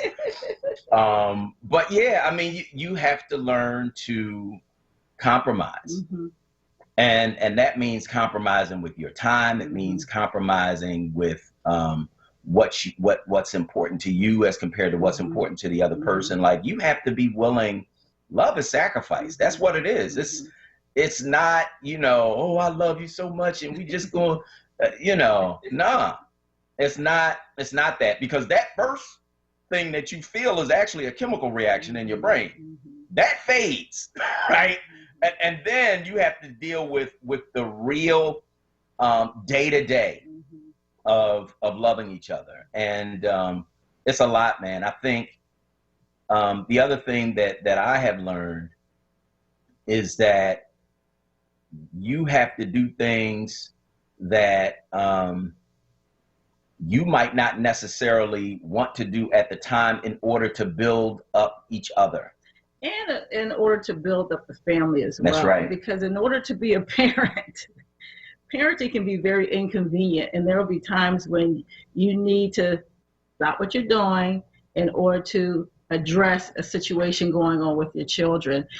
And you might want to watch your favorite show. You might want to have a sip of soda. You just don't feel like being bothered. Mm-hmm. But guess what? Parenting is a 24-hour day job, and both parents have to be willing to stop what they're doing and redirect their focus to the immediate need. And that's another act of selflessness. Yeah. So in order for love to be successful, it has to be selfless. But our nature is to be selfish. So we have to be other people, the other person centered. Yeah, I agree. I agree with that wholeheartedly. And, you know, in order for it to last, it needs to be building, and it needs to be changing, and it needs to be growing. And so as you get older, like, you know, 20 years gone by like that. Like that. But as you get older, you begin to change. Your body begins to change. Your mindset begins to change. Your energy level begins to change. Your metabolism begins to change. And so as you get older, guess what? You're going to gain some weight, right? And I'm thinking, I wore the wrong sweater today. This sweater makes me look fatter. You do not look fat. You do not look fat. I should have worn on black. I should have followed my first model. But I like the pattern on this. I like the pattern too. You don't look fat. You look beautiful. Come on, man. See what I'm saying? Like, you got to address their insecurities. Like, you got to do that. But, you know, things are going to change as you get older, and you have to be willing to adjust to that and realize, no, you're not 20 anymore. You're not 25 anymore. You don't even want to, like, you don't have the energy to do the stuff that you wanted to do when you was 25. Like, I don't want to go to the club. Or so. I don't want to do that. I want to go home. That's like the other day. I told Solomon wasn't with me. I'm normally home before dark. And I was on my way to one of my favorite places, IKEA. And it was 6:20. It was a Friday night. It was dark outside. And I felt like I was really doing something. Like, wow, I'm on a Friday night. Going out, I'm driving, listening to my music. Lord have mercy. Lord have mercy. It was a big deal for me. That's what I'm saying. Like, you know, you get older and it becomes a little bit pathetic, just a little bit, right? But you know, your interests change. They really do. They change. Man, oh man, oh man. So, you know, love is, if you don't get anything else, I think from this conversation, what you have to realize is that love is about sacrifice. Mm-hmm. It's about, you know, doing for the other person because you love them. Mm-hmm. You know, it's an action word. It's not, I love you and then you out doing something else. No, I love you and this is why I am acting on this love. So that's what it's about. And for you, this is why he's pushing that shopping cart. When you see me in the store, right, and I'm pushing the shopping cart, you're like, is that Solomon Jones? Yeah, that's Solomon Jones. Pushing the shopping cart because he loves his wife, all right? So we are going to go to break. Happy Valentine's Day to everybody. And on the other side, we're going to talk with Akbar Hassan. Love you, honey. Okay. Love you all too. right. All right. We're going to go to break. On the other side, it's Akbar Hassan. I'm Solomon Jones. We'll be right back. Recovery starts with a call. Pennsylvania's Substance Use Disorder Hotline is staffed by real people who are trained to help. They're here 24 hours a day, 7 days a week. They'll get you or your loved one into treatment regardless of your access to insurance. If you or someone you know is suffering from addiction, call 1-800-662-HELP. Recovery starts with a call. Paid for with Pennsylvania taxpayer dollars. Looking for an exciting and well-paying new career opportunity? MCAP is a free manufacturing career accelerator program. In just 7 weeks, learn new career skills, earn industry certifications, and connect to manufacturing companies who are hiring. To see if MCAP is right for you, call 215-770-7101. That's 215-770-7101. MCAP is brought to you by Drexel University's Goodwin College of Professional Studies in partnership with EDSI Incorporated. MCAP is an equal opportunity program. Diverse candidates, including women and people of color, are strongly encouraged to apply. Olaniyan Adefume, author of the Book of Questions, needs your help. He is seeking out responses for an updated version of the Book of Questions Series 2. The topics of the book cover issues of religion, race, sex, economics, politics, and health. One example would be, what do you think of the Capitol riot of January 6, 2021? For more information, reach out to him directly at 215-678-3830 or email him at oadefumi@yahoo.com. Wayne Avenue Health Food, located at 500 7 Wayne Avenue, has been in business for 29 years. Wayne Avenue Health Food is a one-stop shop for all of your quality vitamins, herbs, and information with exceptional, friendly, experienced service. Wayne Avenue Health Food is open 7 days a week and delivers in the Philadelphia area and ships all over the country. For more information, call 267-338-6488. Now, a traffic update on WURD Radio. Good morning. This report sponsored by America's Best Contacts and Eyeglasses, 95 southbound. You're at a jam. Cotman down through Bridge again, Betsy Ross through Girard. Westbound Vine busy from 8th out to Broadigan Parkway through the Schuylkill Expressway. Schuylkill westbound University through the Vine. Slow heavy city out to Belmont. Eastbound delay 202 to Gulf Mills. Gladwin to Belmont. Southbound Boulevard jamming 9th Street down through Fox through that construction. 55 northbound busy. Deptford into 42. Don't overpay for glasses. Get 2 pairs and a free eye exam for just $69.95. The exam alone is worth $50. That's not just a better deal. It's America's Best. Book your exam online today in certain states. Eye exams provided by independent ophthalmologists. See store for details. For more traffic information, log on to SIGAlert.com. Jim Bachman with your Philadelphia area traffic. Now, a WURD weather update. Here's NBC 10 First Alert meteorologist Bill Henley. A dry day today, but it is cold and mainly cloudy. Temperatures warm into the mid-20s by lunchtime and a high of 31 this afternoon. Cloudy tonight, 24 the low Saturday morning. Mainly cloudy during the day on Saturday, but Saturday night a wintry mix arrives with some icing into early Sunday morning. Then Sunday afternoon, we're drying out with a high of 34. I'm NBC 10 First Alert meteorologist Bill Henley with your most accurate forecast. Count on it.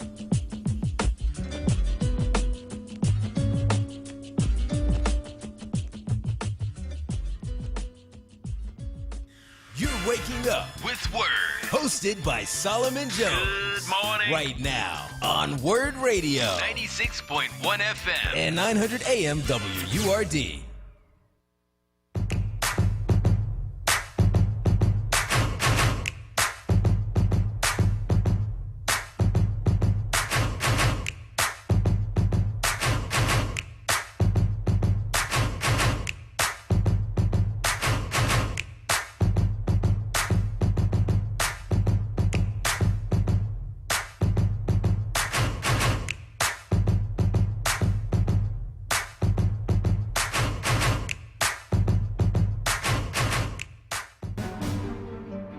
Do it. There's other ways to celebrate your anniversary other than going in debt. The fact that it's credit card debt tells me it's not any debt that was, needed. Past performance is not indicative of future results. So with that qualifier, don't walk, run. And now, Akbar Hassan, only on Wake Up with WURD. Good morning. This is Solomon Jones on 900 AM, 96.1 FM, WURD, and I want to welcome you back to Wake Up with WURD. Joining us now is Akbar Hassan. He's a personal financial advisor counseling individuals and small businesses. He has 3 decades of corporate finance experience in 2 of the world's largest law firms. He unwraps the mystery of money, offering practical, insightful, and easy-to-understand guidance. Akbar, good morning. Good morning, Solomon. How are you? I'm good, man. How you doing? I'm doing good, man. I was cracking up about the IKEA story because it's so true, man. I just pulled into IKEA the last trip, right? My wife, she asked me 3 times. Second 2 times I said no. Then the third time I said, you know what? Yeah, you guys hang out together. Let's go. But in the back of my mind, I was like, all right, let's go. We can hang out. But I know that if I did not go, she would come back with 20 million bags. And so you got it. So, yeah, you know what? Let me go with you. Yeah, let me go. That way, because, we'll come back with another set of dishes, some more towels, can't put them anywhere, some more of this. And what's funny, like she said, you got to do that last stop in the used bin, the used section. Yep, you got to do that. Let's see what's in there. Maybe they might have something. I said, okay. We're almost to the door. Almost. It's like any store, man. Like there's always, like what I notice in department stores, they have these chairs in the women's section. I call it the husband chair. That's what that really is, because the women there shopping and the husband, like, you at the point now, you looking at your watch, you ready to leave, the game coming on, whatever it is, right? And so they got this chair where you just sit down and just wait, because she gonna be in there and you just gonna have to wait. You know what I mean? I mean, it's, you know, and you're right. But see, that chair is like usually in the lingerie section where she's at or whatever. So what I do, I like move. Let me go to the guy section and just wander around, lean on the pole, and look at my phone. I try to get away from the chair. But you're right. They do have that chair there that, you know, where if there's more than two people there, everybody's sitting there having therapy together. You know, just like an Al Bundy moment. Yup, it's exactly that, man. It is deep, you know, but that's what you do out of love. That is what you do out of love. So, happy Valentine's Day to you and your wife, Akbar. Same to you guys. Yeah, thank you, man. So, we gotta talk about money though, because you know, it's Friday. Can't have people messing up their paycheck. What is the question that we have from our listener this week? Okay, the question is, which is better, REITs or stocks? Also, do I need to have deep pockets to invest in REITs? Wow, this is a good question and a very interesting one, but actually a very good question. So let's plain speak this, Solomon. All right, so what is an REIT? REIT stands for Real Estate Investment Trust. All right. So, little backstory: REITs, they were created in 1960, and it was a law created to give the usual everyday people the opportunity to invest in real estate. All right, large-scale real estate, income-producing real estate, the same way that they invest in stocks and bonds and other stuff. All right, so and now REITs are very big across the world now. But so REITs, it's a company or trust, right? And they typically own income-producing properties like shopping centers, apartments, malls, hotels, hospitals, or data centers, cell towers, all right? Okay. And different REITs invest in different properties. Like you have some REITs that might invest in all, like, you know, all the properties owned by Subway. You might have one that do all cell towers, all right? So it's something to look into when you look into this. But the stockholders, all right, when you look at REITs that compare to stocks, someone that owns stocks, they own a share of a company, right? Yeah. And REITs, you own a share of this trust, all right? So the difference, so the question is, what's the difference between an REIT and stock, all right, when it comes down, which is better, all right? So they both produce income, right, for investors, all right? But the REITs, they're focused more on income than stocks, all right, because they get their income from people paying rent. Okay. So when the tenant of a hotel or hospital or whatever pay their rent, the net amount gets spread out to all the investors, all the shareholders. Whereas stocks do the same thing if it's a dividend-paying stock, but if it's not a dividend-paying stock, then it goes up whether or not, you know, the speculators have movement. With REITs, there's not that much speculation. So there's some, but not much. REITs are good for long-term passive income. So here's my point. If you can own passive income without having the headache of being a landlord. Okay? That is the benefit of an REIT, all right? Okay. So you don't have to. So, and REITs have morphed now where you have some of them, they're funding companies or people that flip houses. So a person who flips houses, right, they need money. They turn to this REIT to get the money. The money comes from people like you and I who have pulled our money into this trust, all right? When they flip that property and make money, that money gets spread out to the holders of the REIT, all right? That's a new style way of it. And there's companies such as Fundrise, all right? You can look that up, Ground Floor, Modiv, MODIV. They're very, these are new companies. You can Google them, look up on your phone, but they are investing in, I say, like a new age crowdfunding style. So because usually the minimum amount is probably $500 to $1,000 to get in, which is not much, because if you want to make money in REITs, you got to put something in. You can't make money on nickels and dimes. You got to put something in, all right? But companies such as the Fundrise and Ground Floor, they allow you to invest fractional shares. Which is okay if that's what you want to do, but in order to make money, you need to put money in. Yeah. So the answer is you can invest in REITs the same way you invest in stocks. You can do it through the three companies that I mentioned. You can go to Schwab, you can go to E-Trade. Do your research, like anything. Do your research. But again, these RITs, they're for long-term growth, long-term. So it's not something you want to flip or anything like that. But if you want something long-term in your portfolio that's going to give you a steady stream of income, you certainly want to look at RIETs. So when do you, how do they pay out? Do they pay out dividends? Do they pay out monthly? How do REITs pay out? All right, so you have some that pay out monthly, you have some that pay out quarterly, and you have some that pay out annually. They're all different. Okay. They're all different. It depends on the ones that you invest in. And like I said, each one, you have some that invest in different categories, but like I said earlier, you have some that invest in certain categories. You have some that just do hospitals. You have some that just do a certain type of malls. You have some that do cell towers only. There is risk, like with everything, all right? There was a RIT that went bankrupt because they invested in something where I think it was Subway or somebody. They had closed a bunch of stores, and so the shareholders didn't get their return like they expected. Okay. But I view stocks just like flying a plane. Is there a risk? Is there a risk riding in a plane? If you book a trip from here to Hawaii, is there a risk flying? Absolutely. But all in all, it gets us where we're going. So it's definitely worth it, and definitely something to look into, definitely something to add in your portfolio for long term. Okay. All right. I love it. I love that idea. It's interesting, man. And the more I learn about investment, the more I realize that most of us have no idea about what investment is and how to go about it. And Akbar, you just really educated our audience on that, man. So we really appreciate you. Thank you. Thank you, Solomon. Absolutely. How do people get in touch with you?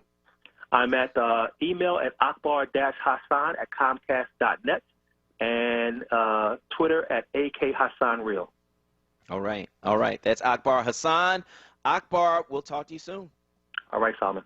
All right, man. 215-634-8065 is the number you can call to get in on the conversation right here at WURD as we prepare for Valentine's Day. That is, of course, this Sunday. And talking about black love, man, I'm just so happy that,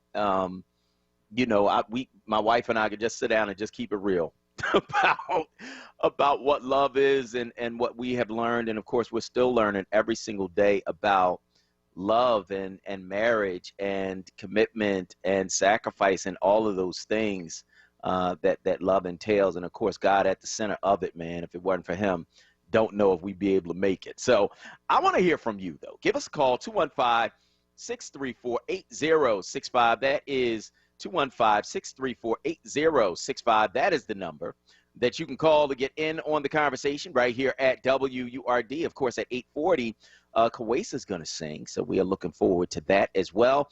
You can weigh in on Facebook at onWURD, FORWURD. Kawesa, what are they saying this morning on Facebook? Okay, sorry about that. Yep, there we go. Mm-hmm. So we actually have quite a few comments here. So Alicia Porter, or Alicia, I'm sorry if I'm saying your name incorrectly, says, people forget that what you do to put a smile on the other person's face is a part of your own joy. Laugh at silky stuff, go to their favorite store, or silly stuff, I think that's what she meant to say. Laugh at silly stuff, go to their favorite store, etc. Giving love is so rewarding to your soul. Wanda Unique Davis says, beautiful, happy love weekend. And then we also have Lar Elam is saying, I guess, ways to show that you love someone, posting pictures of when you first dated. So that's one comment. Walter Davis, I agree. Mr. and Miss Jones, in love, you are going to both learn how to wait. And oh, yes, you will together again gain weight, I guess, or together gain weight is a comment that we have here. Lee Johnson says, you guys are a cute couple. Happy Valentine's Day. And then we also have Rebecca Truxon saying, love is an action word. And Raymond Mitchell says, you lose your hair when you get older. So that's a comment. And then also Helena Fontes says, you two are a beautiful couple. Happy Valentine's Day. And then Alicia Shorter is also just sending the heart a kiss face emoji to you guys. And then Gail Robinson says, wow, Akbar, that is some great information. I will look into that more. Laura Elam, thank you so much, Akbar, for all of your points. You are a blessing in disguise. And so those are a few comments that we have here. Doris Abdul Mateen, and then Patrick Duff. Oh, he says, sing To Zion by Lauryn Hill. I do kind of know that song. Maybe that'll be in the future for me there. So yeah, those are a couple of our comments. All right. So if you guys want to weigh in, you can, of course, give us a call at 215-634-8065. That is 215-634-8065. We're talking about a number of things, man, including Black love. Just so glad that my wife could join us for a few minutes this morning as we just talk about, you know, what we've learned over the course of 20 years of marriage and how things change and grow and morph into something that's hopefully better, you know, and enduring and strong. You go through stuff, man, you know, and hopefully as you go through stuff, you grow through stuff and become even stronger and even better. So I want to hear from you. Give me a call, 215-634-8065. That is 215-634-8065. That, of course, is the number you can call to get in on the conversation right here at WURD. And we've been talking about a whole lot of things. I knew when Olanian said that straightening your hair is self-hate, I knew sisters was going to call in because that's, come on, man. Come on, bro. The one thing I don't even have no hair. So I ain't going to tell you what to do with yours. You know what I mean, Kawesa? I'm just not going to do it.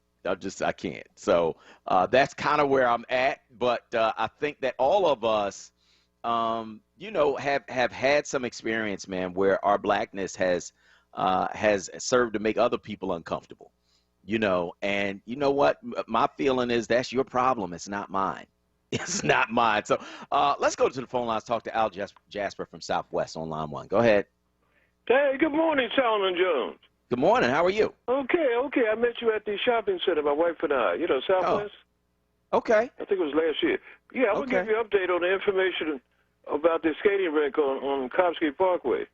Okay. Okay, it's a social worker. You know, she died many years ago. We were both social workers together. Her name is Dolores. Oh, I forgot her name. Dolores Capers from Southwest. She's the one that's responsible for that skating rink. She was a friend. She was a friend of the lady who the skating rink is named after. And I think Dolores died like several years ago, and I think her brother died also. He was a police detective. But Dolores Capers, she's the one that's responsible for it. All right. And it's very unique because no black section in Philadelphia has a skating rink that's still active. That's the word. That sounds good, man. We got to go check that out. Right, check it out. And go down there and do a little ice skate. Again, because we saw you with WRD and the rapping professor. All you folks went to the shopping center.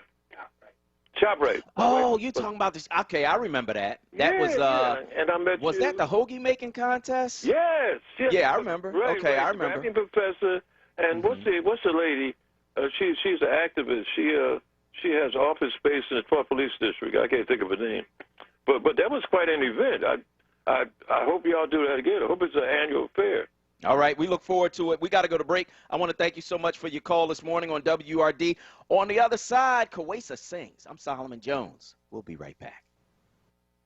Clark Roofing salutes Black History Month with over 30 years of quality roofing experience, providing exceptional customer service, honesty, and professionalism. For service, call 215-365-ROOF. That's 215-365-7663.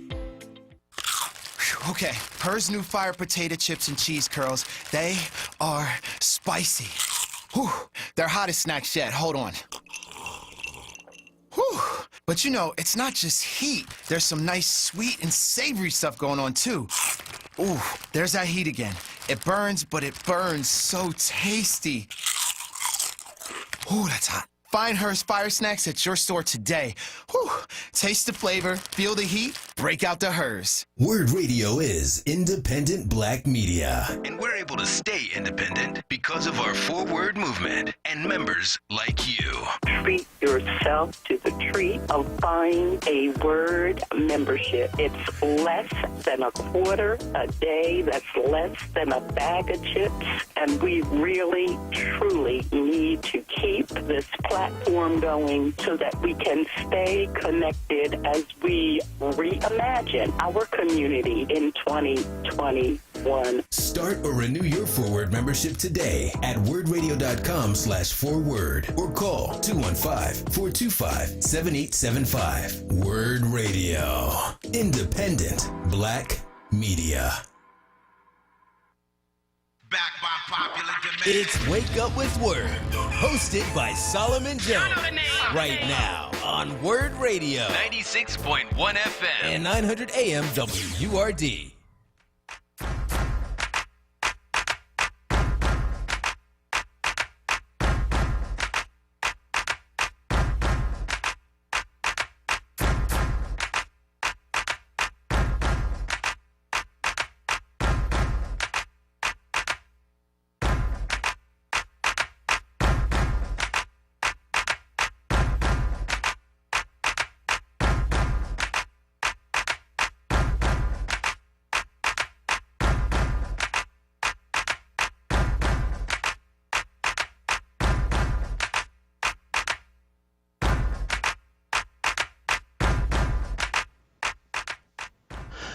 Good morning and welcome back to WURD Radio. And this is the time each Friday where we are blessed with a song from Kawesa Mathis. Kawesa, what are we singing this morning?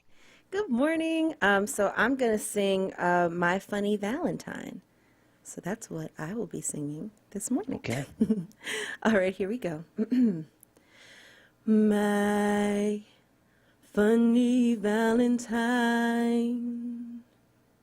sweet comic Valentine, you make me smile with my heart. Your looks are laughable, unphotographable, and yet you're my favorite work of art. Is your figure less than Greek? Is your mouth a little bit weak? When you open it to speak, are you smart?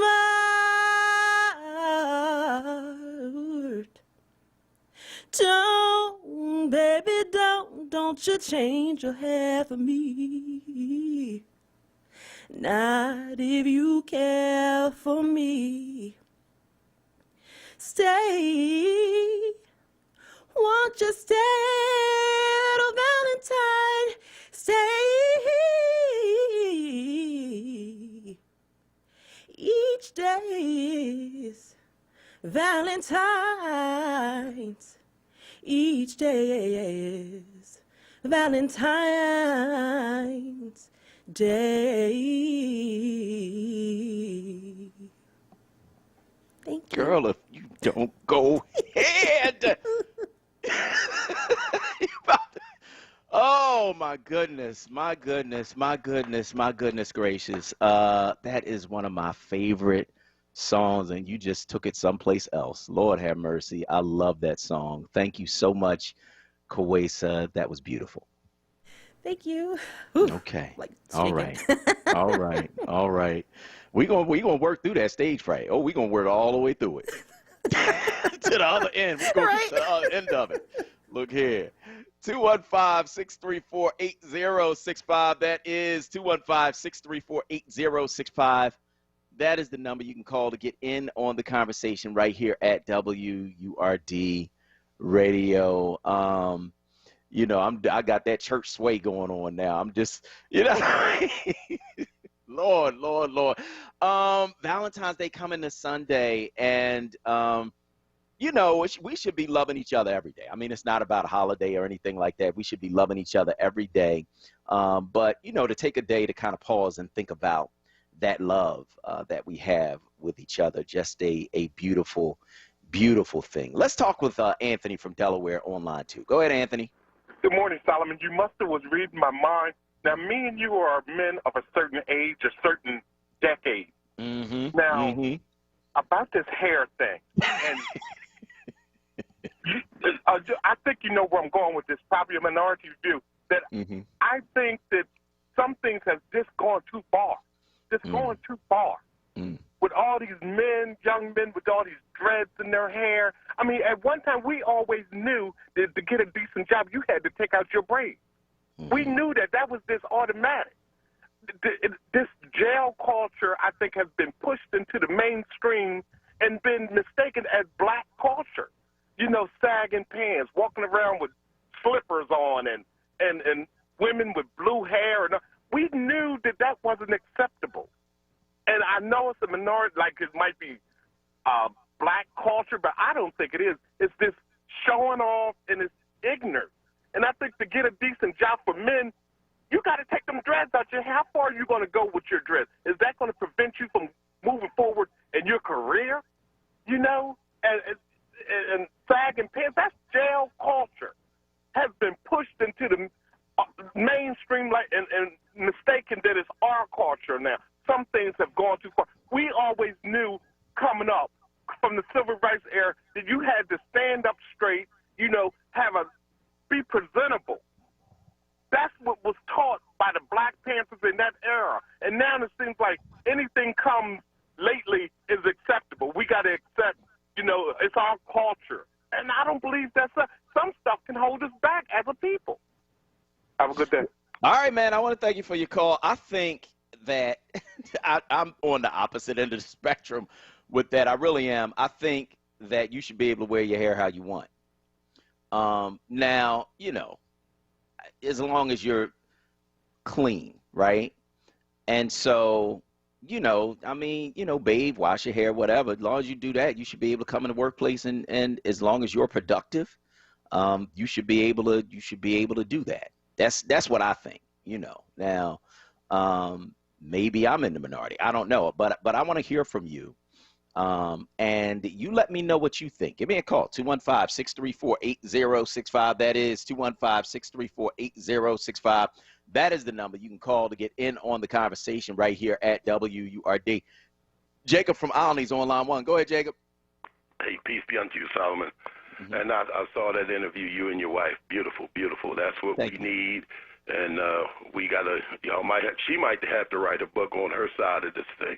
But how about that? Hey, look, you know what? Ike would say she put some stank on that, man. That was beautiful. You know, because she put everything in the right places, and I could hear that she made it her own. You know, I've that rendition there, and the way she, you know, like I said again, knowing music, man, I felt that. But you know about the skating rink, right? My children actually went to I used to go there, man, to sit in them stands, and it's beautiful, man. I like ice skating. I'm talking about for black children. I used to, because we used to live in Southwest out there, and we still got property there. But you know, to go there and for them to start and to see them, because I don't know how they stand up on them blades. I don't know that. You know what I'm saying? Me. Yeah. You know, I'm 6'4.5". Ain't no way in the world I'm getting on no blades, because it ain't going to hold all this. But to see them actually get in there from the beginning, and at the end, they were like spinning and knowing how to stop. Cause, you know, all of that stuff you see on, you know, and I was saying that's the beautiful thing is that we have to expose our children to the things that, you know, other children have. And if we don't do it, who the heck gonna do it? That's right. I was thankful that, you know, I had that opportunity. But that rink is still there, and it's what we need in our community for our children, to give them horizons, to see what they like, and then help them excel at that. And anybody that don't like that, well, then the hell with them, right? Thank you, Solomon. All right, Jacob, I want to thank you for your call this morning on WURD Radio. If you want to get in, it's 215-634-8065. That is 215-634-8065. Let's go to Black Spirit from North Philly on line 3. Go ahead. Yes. Good morning, Solomon. Good morning. I'd just like to say one thing about the sister Kawesa. Is that her name? Yes. The one who just sang. I'm telling you, I'm saying in the spirit of Nancy Wilson, Sarah Bond. I mean, that young lady touched me. Yeah, That's all I've got to say. And I just want to do anything and everything to encourage her in her evolvement and development, because I hear something. And yeah, me too. Fantabulous. Thank you very much. Yeah, me too. Me too. And I want to thank you so much for your call this morning on WURD Radio. Give us a call. 215-634-8065, of course, is the number. Let's move on and go to Jerry from West Philly on line 1. Go ahead, Jerry. Hi, good morning. Good morning. First of all, I was messing with Quayesa, and I said, girl, you can sing. Okay. On a serious note, about the hair, when I was growing up, I ain't trying to tell my age, in the 60s, I had to get my hair processed because I couldn't get a job. And that's straight up. It shouldn't have been that way, but it was. I had I did some everything with my hair, and that's one thing that a lot of times they don't like about us, because we do that. And I did have the afro when we did the Black Power movement and all that kind of stuff. But then I went to get a job, and one of my friends, she was with me, but we act like we didn't know each other. So when she came out, she said the gentleman said he wouldn't hire you because of your hair. Wow. I said, what? Wow. And I was shocked, but it wasn't until I got a job at Sears out on Roosevelt Boulevard that I had washed my hair, because usually I would wear it straight. And that day I had washed it. My mom, she didn't have time to press it for me, and I put a turban on my head to match up my outfit. Thought I was sharp. One side was black and the other side was white. And I went to work, and she asked me to remove it. And so I said, no, I can't take it off. So she said, remove it. So I took it off, and I had the afro. She said, oh, no, you got to go home. So I got sent home. Then what I did, my mom pressed and curled my hair, so I was able to come back to work the next day. But that's the way it was back in the 60s. And so, you know, I hear what everybody's saying about the locks and everything. You basically, what you have to do, you got to do what you got to do to get in the door, and then do your thing after you get here, okay? But a lot of times you have to do what you have to do to get in. And the young child, the young man, sorry, not child, the young man that ended up having to get his hair cut, he was on TV and everything, they end up transferring to another school. So he did graduate and everything. But you have to read that contract and see the fine print, because they're smart now, and they'll put different things in the contract. But you definitely have to read everything before you sign your child up to go to that school. Okay. Have a blessed All right. I want to thank you so much for your call this morning on WURD Radio. We certainly appreciate it. And we are going to go back to the phone lines and talk with Shaquille from the Northeast on line 4. Hey, Shaquille. Hey, Solomon. How are you doing? I'm good, brother. How are you? I'm good. I love your Man Up PHL segment on Tuesday night. It was good to see you on there. Yes. Two, I want to say happy Valentine's Day to you and your wife. She is adorable. Thank you. And 3, Queen Croatia. When are you coming out with an album? That's what I'm talking about. You really need to get into the music business, sis. Yep. That's what I'm talking about. That's what I'm talking about. Go ahead, Shaquille. I appreciate that, man, and thank you so much for your call this morning on WURD. Let's go to Tony from North Philly on line 2. Go ahead, Tony. Good morning, Solomon. Good morning. And Kawesa, thank you for that lovely rendition. Thank you. Solomon, you know, just always got some little stuff to talk about. Otis Redding, it said that before every show, he was so nervous he used to have to throw up before he could start, before the beginning of the show. Mm-hmm. And now you know when once he did that, you know what happened after that. He come out and kill it. Mm-hmm. And as far as the hair thing, remember now, God created the earth, and then he put the original human on it, and the original human became advanced and started writing and adorning themselves, watching those beautiful plumages on the birds. You know, this is, I'm talking about a word called permiferous, prime evil, untouched by human hands. We was doing this thousands of years ago. You know what I'm saying? And so let's not get it twisted, and like the brothers, I think the young brothers, they look majestic, man. And and as soon as we go, oh, our culture ain't nothing, and we throw it down, the rest of the world pick it up and run it straight to the bank.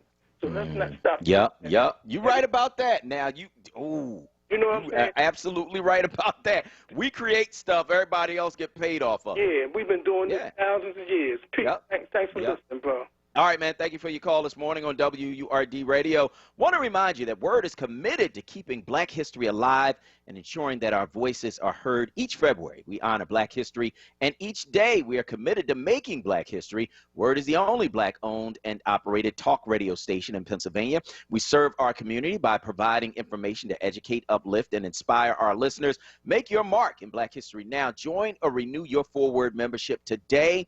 Go to our website and leave your mark. Let us know your favorite show by typing in the name of the show, Wake Up, or my name, Solomon Jones, as the reason for joining the 4WURD movement. You know Wake Up with Word is your favorite show. No shade to nobody else. You know it's your favorite show. So when you go and get your membership, use the code WAKEUP. That's WAKEUP, or you can put in my name, Solomon Jones, SOLOMONJONES, as the reason for joining the 4WURD movement. We are going to go to break. On the other side, we're going to continue the show right here on WURD.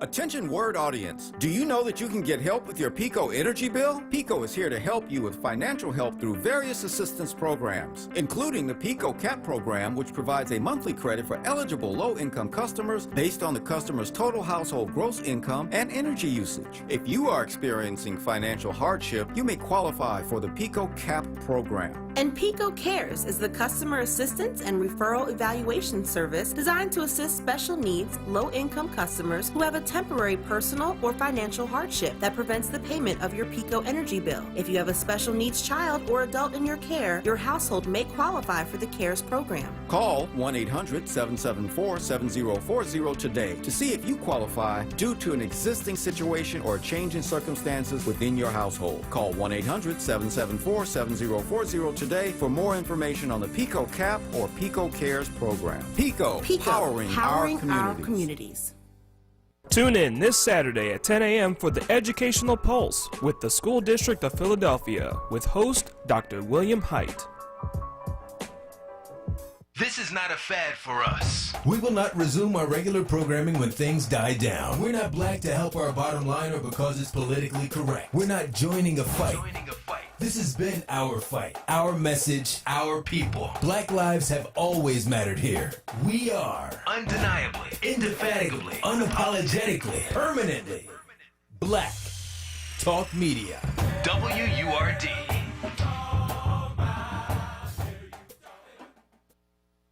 This is WURD Radio. 96.1 FM. And 900 AM WURD Philadelphia. Black Talk Media.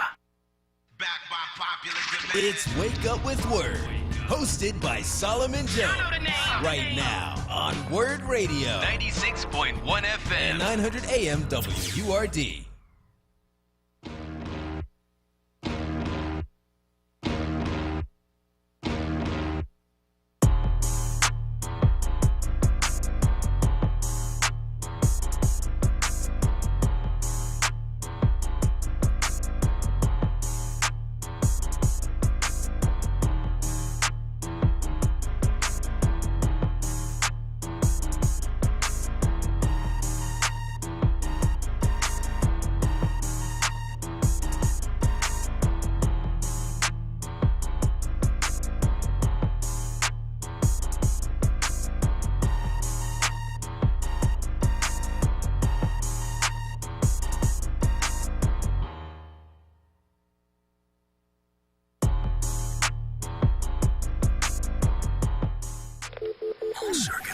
Here's what's trending. Yo, that's crazy. On Wake Up with Word. Black history fact: Rebecca Lee Crumpler was the first black woman in the United States to qualify as a doctor, opened her own medical clinic in Boston, and dedicated herself to treating women and children who lived in poverty. She treated patients regardless of their ability to pay and often took no money for her work. And two-time Olympic gold medalist Clete Keller was indicted on 7 charges on Thursday in connection with his involvement in the riots at the U.S. Capitol last month. Keller was charged for knowingly and unlawfully entering and remaining in a restricted area, interfering with government business, disrupting a session of Congress, and interfering with law enforcement during a civil disorder. Keller was recognized by an FBI agent because of his height. He's 6'6", and because of the Team USA jacket he wore that day. Oh my gosh. And in some sad news, renowned jazz pianist and composer Chick Corea has died from a rare form of cancer. He was 79. Over a career that spanned more than 50 years, Corea worked with some of the biggest names in jazz, including Dizzy Gillespie, Herbie Mann, and Miles Davis. Corea has the most jazz Grammy wins of any artist, with 23 wins and 67 nominations. May he rest in peace, and that is what's trending. All right, so that's what's trending right here on WURD Radio. You can join us this morning and let us know where you are in these various things we're talking about on this morning's show. Of course, the impeachment trial is continuing, and the defense is going to come on today and try to excuse Donald Trump inciting that riot. We can't wait to hear what they have to say and how they're going to try to excuse it. But you know, this is a mess, and I feel like with that whole thing, you have to do something, because if you don't, you're encouraging that behavior going forward, man, and that's bad for all of us. So I want to hear from you. Give us a call, 215-634-8065. That is 215-634-8065. We got a full bank of calls. Let's run through them. Liz from North Philly is on line 3. Go ahead, Liz.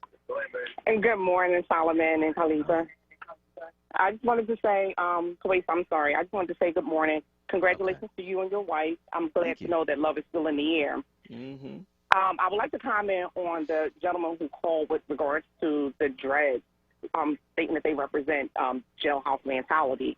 I tend to disagree. You have a lot of Afro-American celebrities who actually rock dreads and are celebrities. You got Lenny Kravitz, you got Wiz Khalifa, you got Lil Wayne, you got Bob Marley, you got Erykah Badu. They rock dreads on a regular, and they're still celebrities. So it doesn't represent a jailhouse mentality. No. The young man who had to cut his dreads out of his head, I think that was a disgrace. That, you know, that just went against that's his belief. That's what he felt represented him, his hair. So why would he have to cut it? So I don't agree with that at all. When it comes to, you know, us as black, we got to stand for something, or otherwise we'll fall for anything. That's my motto. I just want to say Happy Black History Month, and to all the ones that celebrating Valentine's Day, Happy Valentine's Day. Thank you. Thank you, and I appreciate your call this morning at WURD. You know, you can wear your hair how you want to, man.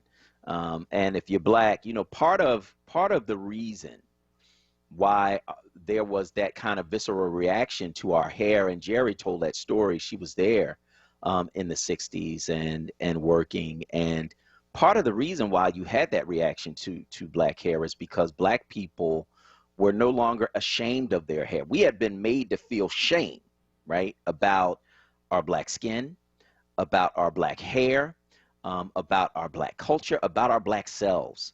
And, you know, wearing your hair natural was a rebellion to that, right? And so in the 60s, especially, you had white people who were, again, in control of all the jobs, who said, well, no, you can't work here if you are trying to express your natural black self. You have no right to be proud of who you are. That's insulting to us. And so, no, you can't wear your natural black hair. Matter of fact, go home until you press and curl your hair so that you look more like us. That's what that was about. You know what I mean? It was an attack on blackness. That's what it was. That's why you have laws in different states now cropping up. It's based on what's called the Crown Act, right? That you cannot discriminate against a person because of their hairstyle. You know what I mean? That whole thing was really an attack on black culture and black appearance and black pride. We don't want you to be proud of who you are. We don't want you to wear your hair in its natural state. No, as long as you are doing something that's acceptable to us, then fine, you could work here. But if you're not, then you can't. That's what it was about, right? So I just want us to be clear on that, and understand that the genesis of that is racism. I'm going to go back to the phone lines. Let's talk with Brother Gary from Chester on line 1. Go ahead, Brother Gary. Simon Jones, thanks for taking my call. Simon Jones, Queens have a very beautiful voice. Yes, she does. Simon Jones, I was so glad to hear your wife on the radio today. Now, Simon, I remember seeing your wife together, y'all two together at a book signing, and the book you had out, the first book, Pipe Dream. And I saw the way y'all two interact. I said, look at these two, they in love. Look at it. I mean, just the way y'all two interact with each other. It was so beautiful, you know what I mean? Now, Solomon, I'm glad the young lady got her hair together, or whether she had got done. I'm glad she got her, whether she had to get done. Here's the problem, Simon. I'm going to sue that company, the one she used. Because every time I use their product, it don't hold nothing. Don't hold nothing together, Solomon. And nothing ever holds together. But it hold that hair together, though. I tell you that. Thank you for taking my call. Thank you, man. I appreciate your call this morning on WURD. Let's go to Diane from South Philly on line 4. Go ahead, Diane. Solomon, good morning. I'm looking at Sugar Lady going in her daycare with her Valentine's shirt on today, representing love internationally. And I want Queen Harissa to know I'm only a couple of blocks from Kenny Gamble. Don't make me make that hook up, because he knows me and I know him, okay? Her voice was beautiful. Yeah. And listen, black love is like chicken and potato salad. You know how I feel about those two together, okay? I do, and you're right about it, too. And Solomon, second grade, St. Teresa School, we learned this song. One little Valentine and then one more. I'll take it, I'll slip it underneath your door. Two little Valentines are on their way to show how I think of you on Valentine's Day. I can't hit that note like Queen Harissa, but I just want to share that too with y'all guys. And your wife, oh my God, you two complement each other so well. Oh, thank you. And some people need to know about how love, you got to start dating, get to know one another. Yeah. And then God will set it from there. Yeah. Oh, my goodness. Valentine's Day. Listen, I'm making the best of it. My son is coming down. We're all going to do Valentine's together. No, that's nice. One heart to another. Solomon, have a blessed one. Say hi to me. Good morning. Good morning. How you doing? Okay. That's good. That's good. You got to go on, girl. I'm calling Kenny Gamble. Bye. All right. Take it easy, and thank you so much for your call this morning on WURD. Sister Murray from University City is on line 2. Go ahead, Sister Murray. Good morning, Solomon. Happy Friday. Same to you. Hello, beautiful people. Good morning. Since God told me I'm going to get it, I walk like I already got it. Solomon. Yes. Your wife is beautiful. Thank you. I watched you two engage when we were all out there with Kamala Harris. And it's a beautiful thing. I encourage marriages to stay strong. As my husband and I, and you know I talk about my husband all the time because I love my husband. And we've been married 38 years. Wow, congratulations. Can't touch this. Got to get there. Look, you got to keep on moving. You got to go past things. You got to overlook things. And you got to give each other encouragement and keep each other lifted up, because that's how you get over. Like she said, all those little butterflies ain't going to stay there. And when it gets down to the nitty-gritty, you got to say, who's going to be there? But for wait for girl, you make my liver quiver. Now, I got to stand. Woo, we got to go there. But look, it's Black History Month now. So we got to go to the Men of Honor, Joe Clark, Box Henry Brown, Mary Mason. We got to give respect to all of these people. Now, Solomon. Yes. It's Friday, and it's that holiday weekend, but guess what? Keep the money in your pocket. Don't go out there buying all this nonsense. And let me tell you something. Well, I'm going to buy something, and I appreciate your call this morning on WURD. We certainly appreciate it. Thank you so much for your call this morning. Let's go to Mike from North Philly on line 1. Go ahead, Mike. Good morning, Solomon. How you doing today, good brother? Good, man. How you doing? I'm doing pretty good. 3 quick things. First of all, these white people are out of control. What's wrong with them? Yeah, it's crazy. Is Senator Graham, Cruz, and Lee meeting with Donald Trump's lawyers in his office? Aren't they the jurors? Yeah, that's what I'm saying. What is going on? Yeah. Yeah. The fix is in. We already know the fix has been in forever. Oh, yeah. Oh, yeah, absolutely. The second thing is, the brother who called about the dreads. My brother rocked dreads for a very long time. My nephew rocked dreads. My brother been at his company for over 30 years. My nephew owns his own store. You know what I mean? So it's not a criminal thing. No. And the woman who said that God pulls you up by your dreads, how that's going to work for me and you, Solomon? Because we both will follow the challenge. We both bald. we ain't going nowhere, man. We going to be down here with the manly people. I can't take it. And the last thing, Solomon, I had a dream, brother, about you, and you were writing a book about consequences of your actions. And I was in the book, but I was one of the 3 bears, okay? I was Papa Bear. I had Mama Bear and Baby Bear. We came home, right? And there was this woman in our house. She had one hair with a beretta on it, right? And she was in my house stealing my hair care products. I think it was the Gorilla Glue girl, and you named the book Baldy Locks and the 3 Bears. Oh, man, oh, man, oh, man. Mike, thanks for your call this morning on WURD. Let's go to Rebecca from Springfield on line 3. Go ahead, Rebecca. Good morning, Solomon. Good morning. Happy Valentine's Day. Thank you so much. Croatia was out of sight. I'm calling because your wife was beautiful and thank wise. you. That's Thank the you. part. She wise. She know what to do and how to do it. Yep. And you know the ice skating rink for years. I'm 78. Years ago, we used to go there, but for skating, I used to go there for. It was a skating ring at one time, but it's been there a long time, and it's really, really nice about the ice skating ring. I can't ice skate, but I used to go there and look. But another thing is Happy Valentine's Day, and that black love is real. And if you keep God in your marriage, remember, people need to remember, love is an action word. It's how you treat each other and how you show how you love each other and try to help each other and encourage each other. So God bless you. Have a happy Valentine's Day, and thank God for that beautiful wife of yours. And, of course, you're beautiful, too. God bless. Thank you. Thank you so much. I appreciate that, and thank you so much for your call this morning on WURD Radio. If you want to get in, it's 215-634-8065. That is 215-634-8065. Let's go to Maurice from Southwest on line 2. Go ahead, Maurice. Hey, Solomon, I really dug your monologue this morning. I really was impressed, especially, but I'm still the original love doctor. I'm letting you know right now. But, okay. I want to break it down to you. I'm surprised that more callers haven't called about a black man's life is only worth 10 years. That they would actually make that deal.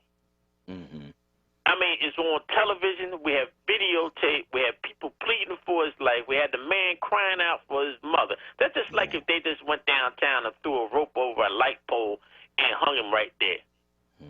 How can people make them kind of deals like that? I mean, they really, now that's really saying that black life ain't worth nothing.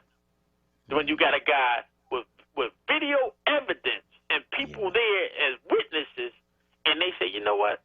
Since you're a white cop, take this 10-year deal. I can't believe he didn't take it because that's how much white privilege he has that he believes that, man, I probably beat this. And it doesn't make sense to me, and I'm just upset that more people haven't called about the 10-year deal. What do you think about that? Yeah, that was a deep thing. Even Bill Barr was like, nah, that's not enough time. Even somebody like him was saying that was absurd. So it must have been pretty. I mean, matter of fact, Donald Trump was like, oh, I can't even believe that. So I'll leave it at that, brother. But all right. You are the original love doctor. You are. Thank you, man. I appreciate that, and thank you for your call this morning on WURD Radio. If you want to get in, it's 215-634-8065. Miss Marie is on line one. Go ahead, Miss Marie. Good morning, Solomon. Happy Valentine's Day to you and your wife, and happy Valentine's Day to everyone, okay? Thank you. And I just want to say, continue to hold the guys on changing hands, and your wife is beautiful. Oh, just thank keep you. holding together. Like my parents, they lived about 5 months of being married, 50 years. They got married in 1929. So they were still together up in heaven. So Creator has a beautiful voice, and I told her when I was born, I hummed. So that's my gift. And see, that was a gift that she had, but it's coming out now. And she'll be doing very well, like she's been doing with WURD. So God bless everyone, and let every day be a happy day, and let it be Valentine's. Treat each other like love. Oh, thank you so much. And we appreciate your call, Miss Marie, as always, on WURD. Let's go to Gloria from Sharon Hill on line 3. Go ahead, Gloria. Good morning, Solomon. Good morning. Good morning, WURD family, and Kawesa and Solomon. Your wife is so funny. Oh, my gosh. She is hilarious. She is funny. I met her at the Enterprise Center with you and your children. Oh, she's such a sweetheart. You have a beautiful family, Solomon. Thank you really you. do. Thank you so much. You really do. You really, really do. I just want to say that, you know. And this young man had to get his dreadlocks cut off, the wrestler. Yeah. Yeah, that's just plain jealousy. That's personal. It's personal, Solomon. You know, they can't wear their hair like that. You know what I mean?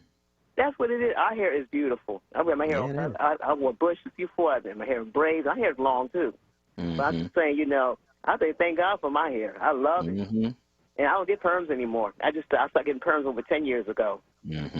No more perms. I don't need that. I hear you. I love the way my hair is, and it's just oh God, there's so much going out here, Solomon. We just have to pray and just keep on believing in God and do what we got to do on our part. You know what I'm saying?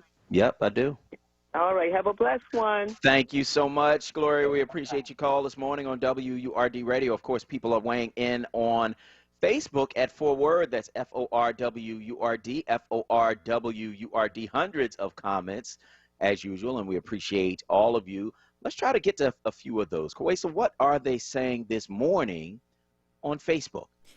So a couple comments here that we have. Diane Fassa, good morning to you. And then also we have here, I'm sorry, Gary Murray says, the Bible says in 1 Corinthians 13, 4 and 5, love is patient, love is kind, and it does not envy, it does not boast, it is not proud, it does not dishonor others, it is not self-seeking, it is not easily angered, it keeps no record of wrongs. God bless you, and happy Valentine's Day to all. So thank you so much for that. And then we also have Yvette Miles is saying, I love my WURD family. Thank you for singing. And then she says, we must do a duet one day. And then she also had said, oh, Kawesa, your name was spell checked. Oh, okay. She said, thank you for singing masses. I didn't know what that was, but my name spell checked. So sorry about this. It's cool. And she said, I renewed my membership because of love. Oh, thanks so much. We appreciate that, Yvette. Thank you so very much. And then Cheryl Brown says, my husband and I love laughter. You need that in your marriage. You definitely do.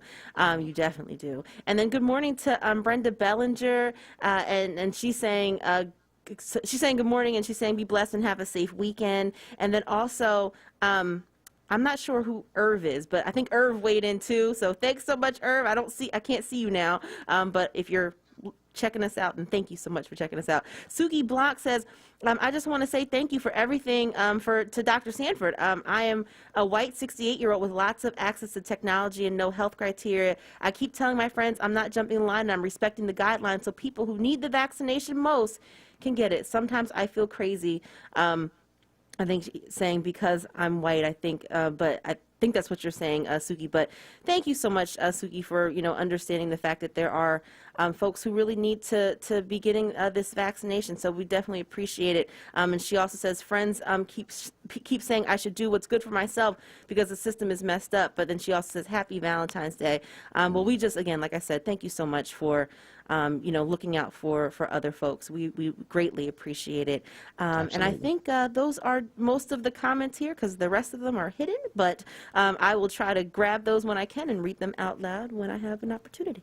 All right, so we're going to go to break. On the other side of this break, we are going to talk with our next guest about the legends of North Philly. Francis Hoover, Executive Director, Smith Memorial Playground and Playhouse, joins us on the other side. I'm Solomon Jones. We'll be right back.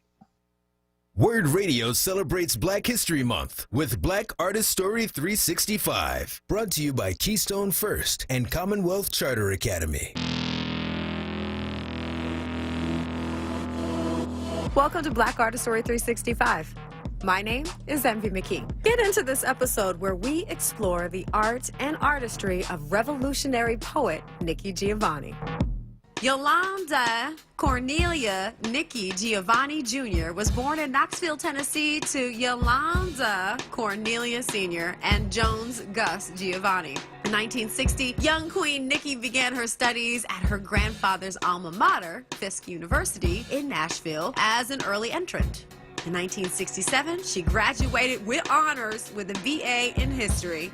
In 1968, Giovanni attended a semester at the University of Pennsylvania and then moved to New York City. She was an active member of the Black Arts Movement beginning in the late 1960s. 1971's Ego Trippin' is one of Queen star Auntie Nikki's most famous pieces. I walked to the Fertile Crescent and built the Sphinx. I designed a pyramid so tough that a star that only glows every 100 years falls into the center, giving divine, perfect light. I am bad. 1978's Cotton Candy on a Rainy Day is one of her other more noteworthy collections of poems. She and the late James Baldwin wrote a book together, did you know that? Titled A Dialogue. The two authors speak blatantly about the status of the black male in the household. She published Those Who Ride the Night Winds in 1983. In 1988, volume Sacred Cows and Other Edibles, Acolytes, and On My Journey Now. There's also 2009's Bicycles Love Poems, Chasing Utopia, a hybrid from 2013, and that's literally just to name a few. So that's it for this episode of Black Artist Story 365. My name is Envy McKee. To hear more, tune into The Envy McKee Show, Friday nights, 7 to 10 p.m., right here on WURD. Black Artist Story 365 was brought to you by Keystone First and Commonwealth Charter Academy. The gold standard and market leader in public K-12 cyber education is proud to celebrate and recognize Black History Month. Visit ccaeducate.me to learn more. Olaniyan Adefume, author of the Book of Questions, needs your help. He is seeking out responses for an updated version of the Book of Questions Series 2. The topics of the book cover issues of religion, race, sex, economics, politics, and health. One example would be, what do you think of the Capitol riot of January 6, 2021? For more information, reach out to him directly at 215-678-3830 or email him at oadefumi@yahoo.com. Tune in Saturdays from 2 p.m. to 3 p.m. to hear Empire Capital and Consulting founder Mark Palmer's show titled Black Money, Black Power. This show centers around black money and how black power is derived from money. Tune in every Saturday from 2 p.m. to 3 p.m. Black Money, Black Power, hosted by Mark Palmer. The WURD Radio Newsletter, keeping you informed, engaged, and connected. Sign up by visiting wordradio.com. Scroll to the bottom of the page and type your email address under Connect with Us. You'll receive the latest information on WURD Radio, messages from our president and CEO, Sarah Lomax Reese, exclusive articles and multimedia content, and resources. Stay informed with the WURD Radio Newsletter. It's Wake Up with WURD, hosted by Solomon Jones. Good morning. Right now on WURD Radio. 96.1 FM. And 900 AM WURD.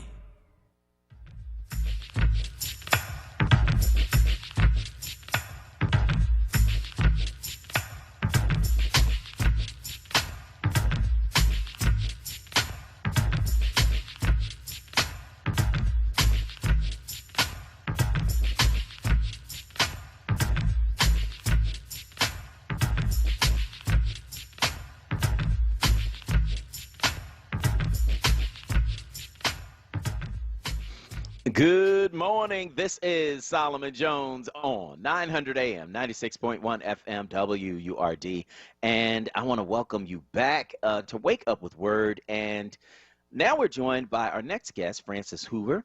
She's the executive director of Smith Memorial Playground and Playhouse. They have a new program for Black History Month called The Leaders and Legends of North Philly. Frances Hoover, welcome to the show. Good morning. Thanks for inviting me to come and talk about our new exhibit. Yeah, so tell us about it. Leaders and Legends of North Philly. Who are some of the people who you're featuring? We are featuring 2 honorees in 6 categories. We have our arts category. We're honoring Jill Scott and John Coltrane. In the area of business, we're honoring Ken Frazier, who's the current CEO of Merck, and Boyd Austin. We, in the area of education, are honoring Dolores Andy and Linda Cleat-Wayman. In the area of public service, we're honoring State Representative Malcolm Kenyatta and the Reverend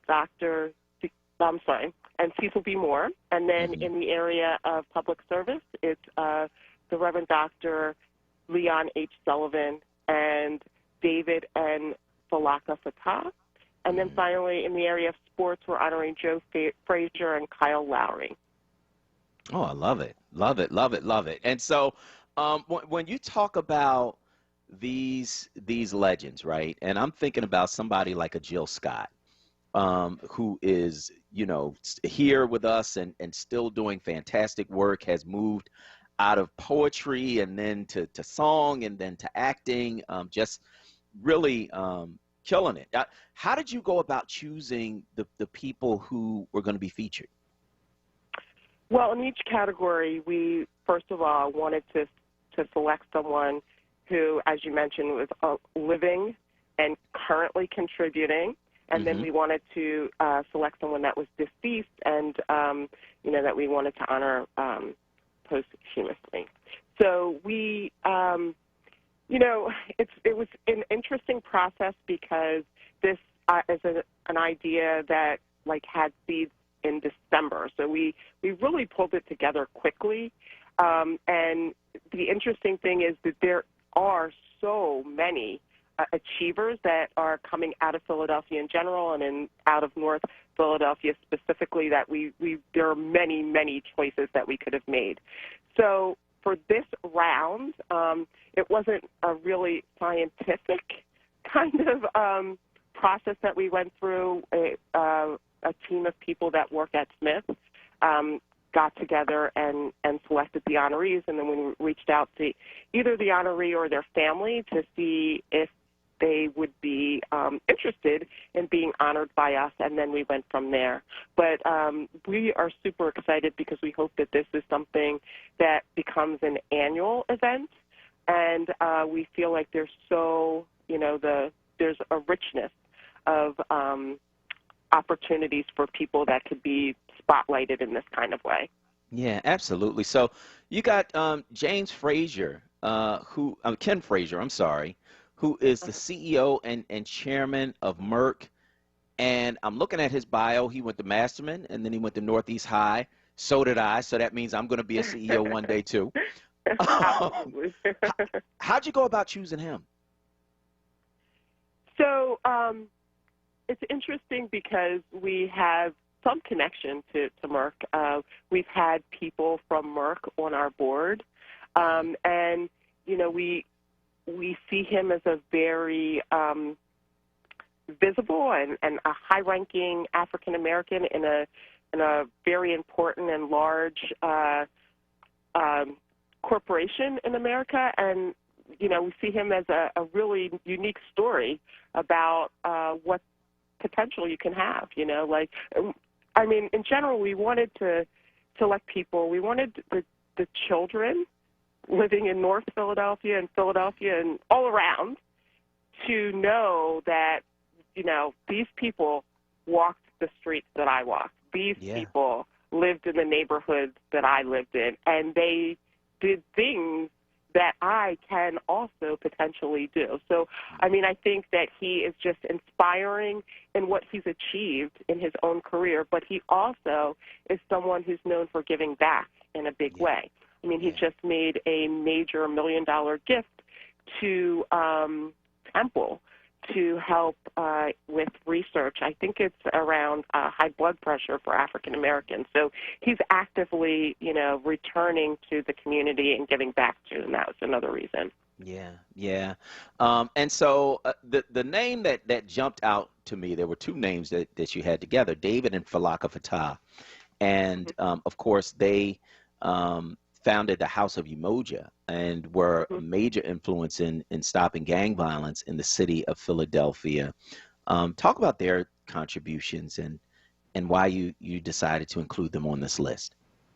Yeah, so they are in the area of activism, and you know, we know that for North Philadelphia, that is what we often hear about in the news relative to what's going on when it's in the news, and it's about some recent gun violence and that kind of thing, and we were very inspired by the work that they have done to actually, like, you know, from a grassroots movement, like, you know, their story is just amazing. It's like they wanted to help their son, and they met their son's friend, and then, you know, here we are many years later, and hundreds of thousands of lives touched. They found a way to connect and to, you know, tackle that problem. And I think it's a problem that we think about a lot as members of the community, of how we can be supportive, and we're just inspired by the work that they've done in that area. Frances Hoover is the executive director of Smith Memorial Playground and Playhouse. They have honored leaders and legends of North Philly. It's an outdoor Black History Month exhibition. It runs through this month. How can people learn more about Smith Playground and about this exhibition?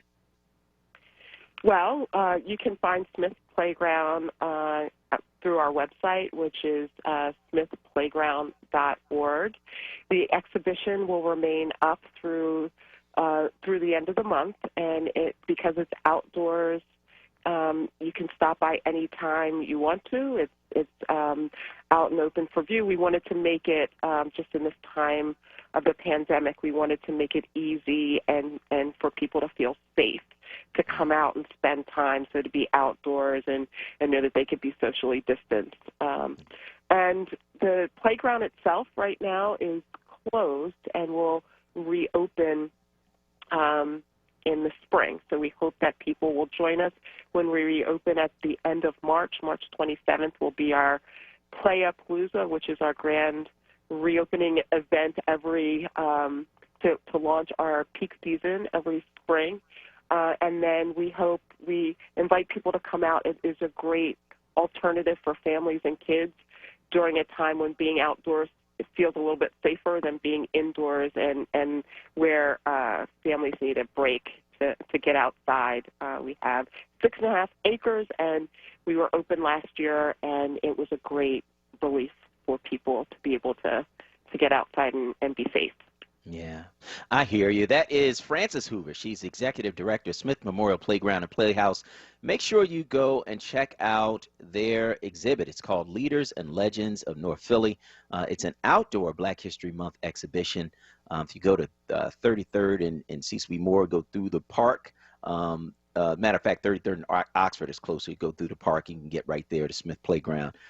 Ms. Hoover, I want to thank you so much for joining us this morning on WURD. Thank you for inviting me. Yep, you're welcome. So we want to hear from you. 215-634-8065. That is 215-634-8065. That is the number you can call to get in on the conversation right here at WURD Radio.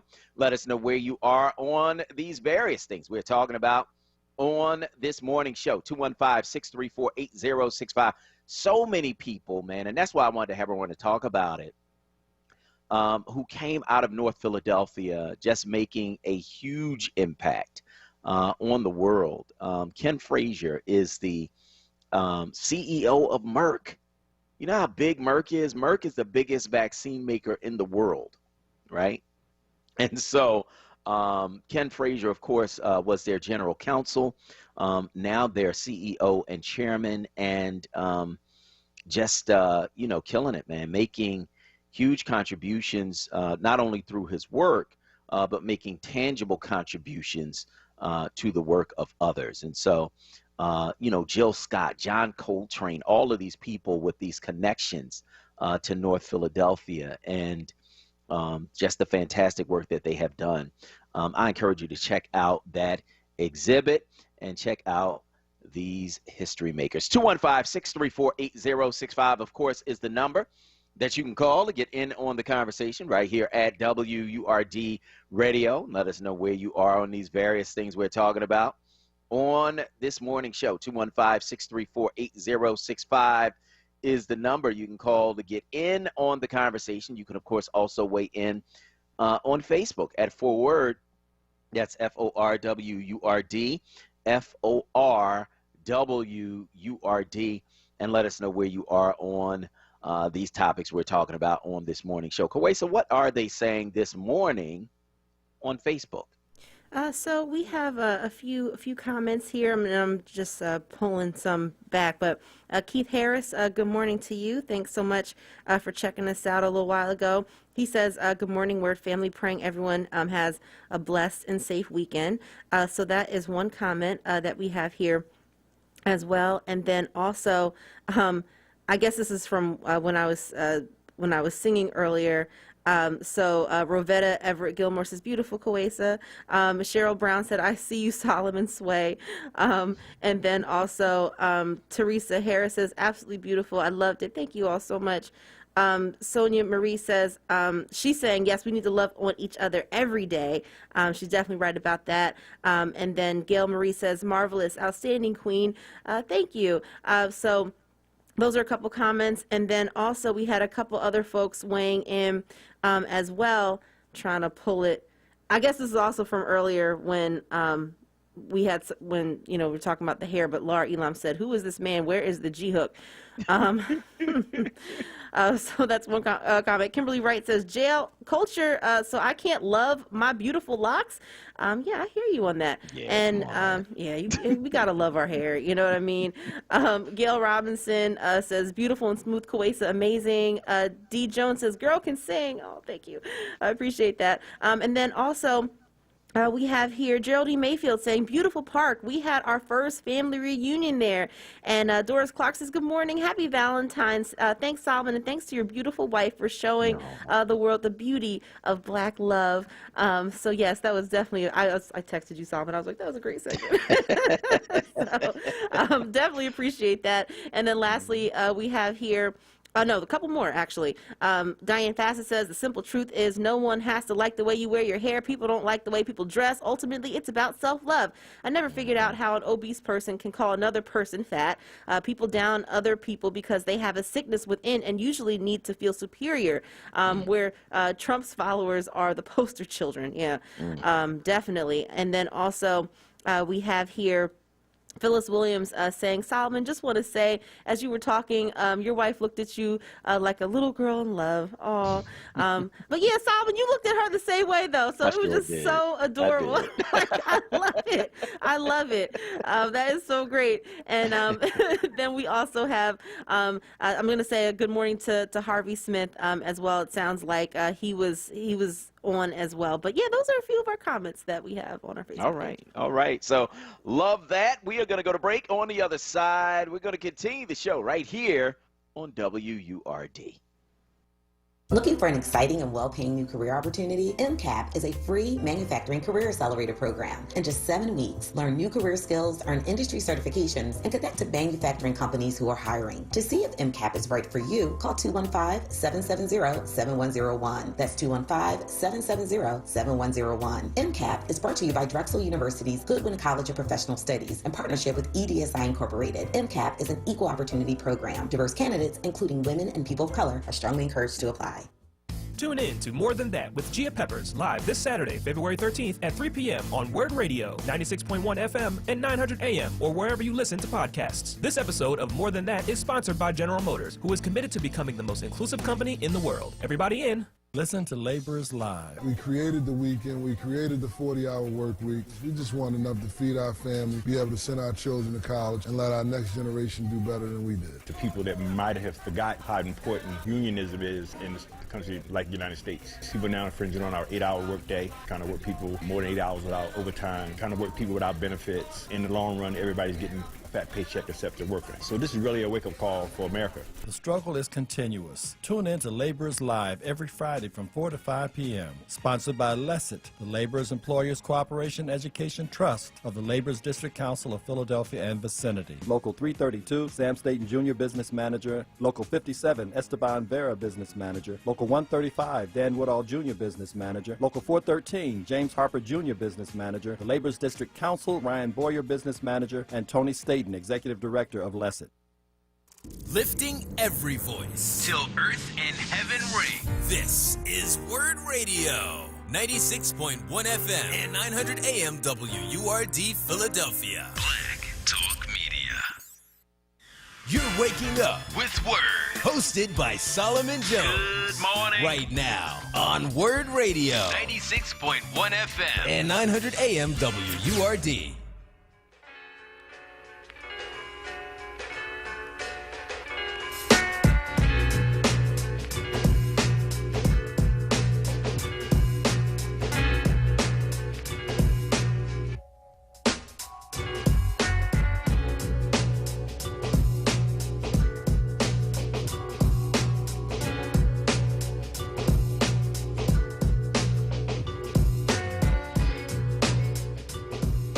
Good morning. This is Solomon Jones on 900 AM, 96.1 FM, WURD. Y'all are crazy, man. I'm reading some of the comments on Facebook. Phyllis Williams said, I love my hair and my wig. What?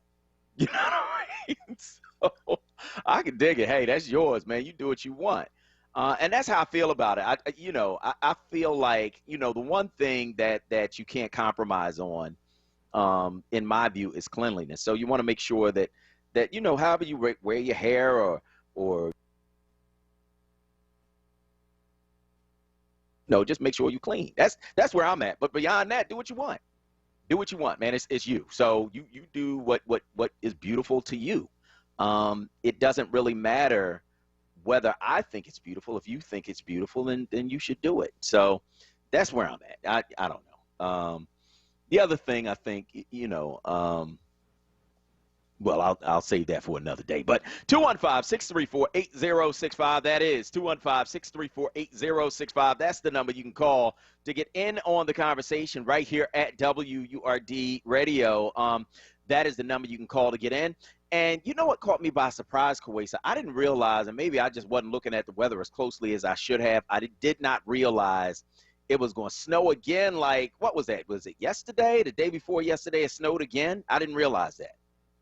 Yeah, lots of snow. I'm over it. I don't, I know that it should be expected, but we've been kind of, spoiled the past, couple years. It hasn't been too bad. Yeah. And now it's like, no, you live in New Jersey, like, you live in Philly, like, this is what happens. Yep. Where you live, like, so I got a little spoiled. I was like, that last snow, I came out to my car, and I really was thinking it was only going to be like an inch, and I was like, there are like 3 inches of snow on my car. Mm-hmm. Yeah, it's just snow is back. So winter is back, and it's like, yo, remember me? I'm still here. So we're gonna have to deal with that, of course. And so I want to hear from you. 215-634-8065. That is 215-634-8065. That's the number you can call to get in on the conversation right here at WURD. We're talking about a number of things today, and of course, the impeachment trial continues with Donald Trump's defense coming up and saying, whatever excuses they're going to make. So I'm looking forward to seeing what excuses they make for him basically inciting this riot. That's what he did. And he did it not just in one day. He did it over a period of months, telling the same lie over and over again that the election was stolen and, just this, to the point where they kicked him off Twitter, man. They kicked him off social media. Like, all right, you can't do anything to us anymore. See ya. You know what I mean? Like, how bad do you have to be, Kuwaisa, to get kicked off Twitter and Facebook and Instagram? See ya. We wouldn't want to be ya. We don't want you around anymore. You have lied so much and hurt so many people. You're not allowed to be on here anymore. And you're the former president. Like, that's, how bad do you have to be? Yeah, pretty bad, But when I think about it, though, I'm like, wait a minute. Why'd y'all take so long? What took you so long to get his butt off of Twitter and Facebook. Like, come on. It should not have and then by that time, the damage had already been done. So I'm like, okay, hand clap? Like, what do you want? Like, a cookie? Like, I don't know what I'm supposed to give you for doing what you should have done years ago. Oh, and you know they waited until he couldn't do anything to him anymore. Right, exactly. Because he was threatening them the whole time, like, yeah, well, I think we're going to get rid of Section 230, and that's the it's a federal law that says that, you know, social media companies can't be sued for what a third party posts on their platform, right? And he was trying to take away their protections and, you know, and it was really to keep them at bay, to keep them from kicking him off of their platform. Because remember, that's not your platform, man. That's they can have who they want to have on there, really. You know what I mean? Because it's theirs. It's their business. It's not yours. And he was trying to act like it was his, and so they waited, but they finally got him off. But you're right, Koi, so the damage already done, man. 215-634-8065, of course, is the number that you can call to get in. We're talking about a number of things, the impeachment and our top three stories, which are story number one, 3 days after George Floyd died in police custody last May. Derek Chauvin, the cop who killed him, copped a plea to third-degree murder. They were going to give him 10 years, but Bill Barr, the attorney general at the time, pulled out of that arrangement at the last minute, saying that that would not satisfy those who were protesting. It probably was not enough time, and I think he was right. Story number two, Kyle Rittenhouse, the 18-year-old accused of fatally shooting 2 men and wounding a third during protests in Kenosha, Wisconsin last August, will remain out on bail. That's according to a judge in Wisconsin who is going to let him just lie to the court, disappear, and let him stay out on bail. Like, where they do that at when you done killed 2 people. Story number three, I've been thinking about love a lot lately. After all, Sunday's Valentine's Day, my wife of 20 years, still my love. We decided more than 2 decades ago to build a life together, and we've done that because when you love somebody, that's what you do. You build them up instead of tearing them down. So as I watched the impeachment trial and saw a video of people chanting USA as they tore down the very country they claimed to love, I was confused. Because if you love this country, how do you smear human waste on the Capitol walls? How do you plant pipe bombs that might kill Americans? How do you try to overthrow the government for doing its job? But as I watched the video, I realized they don't love this country. They love what Donald Trump says this country should be.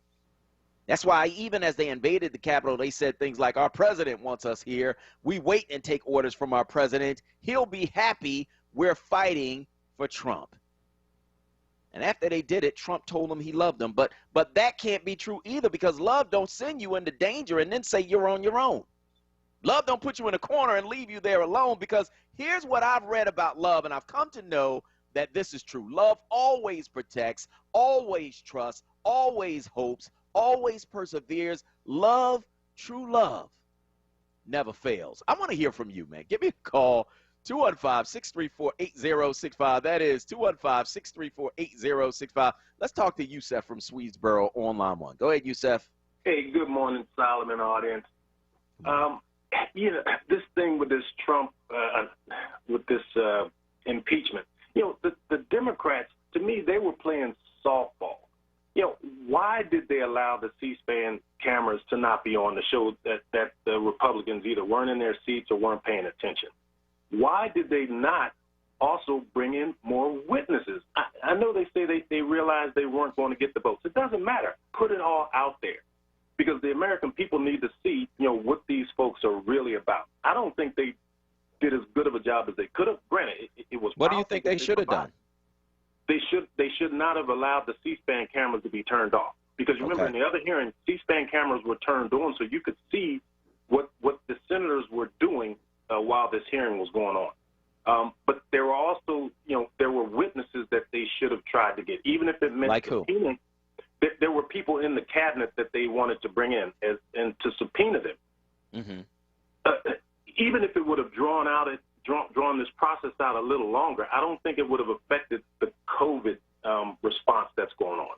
Mm-hmm. But, you know, I think we're still, I won't say we, but the Democrats are still kind of giving in a little bit too much to the whims of some of these radical Republicans who we know we're not going to sway, but at least let all the information be out there to the American public. So when it comes time to vote these nuts out, there's more information, about how they really feel about things. I hear you. I think they put on a really good case, and I think that using the president's own words and his own crazy Twitter rants and video of what he said and video of what his followers said as they were there. They said, we're here because the president told us to be here. I mean, what other evidence do you need other than the people who are actually committing the crime saying that we're here because the president told us to be here? I think they put on a good case. I hear you about the cameras. I agree with that. But I don't know if you can have any better witness, man, than the people who actually committed the crime and the person who actually told them to do it.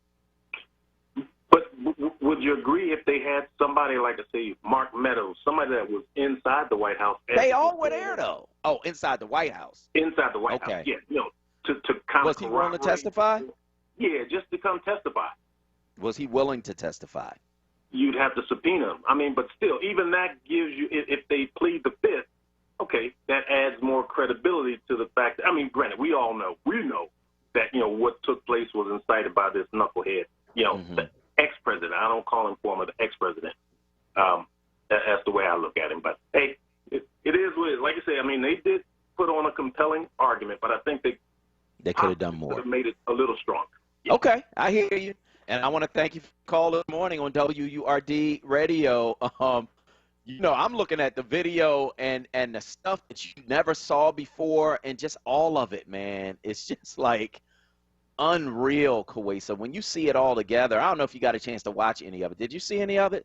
Yeah, I saw some of it, and it didn't look good. It really didn't. And so, I think I was kind of telling you the other day that I know that they had talked about, the noose, but I hadn't seen it with my own eyes. Everything that I kept kind of seeing, they weren't showing that. But then, I started to see it in the video, and I was like, I clutched my pearls. Like, I was like, what? And I couldn't believe it. And so, I think, honestly, who better than to testify than the people who were there and witnessed it and had been a part of it. Like, I really do think that their arguments are super strong. I really do feel that way. I don't even know, who else you could really bring in there to make it that much more effective, because everybody who they've called up has really just, put a lot of effort and passion behind, what they're saying, because they lived it, they experienced it. So who better than to testify than them? Yeah. And here's the other thing, right, that we have to remember. These senators were there.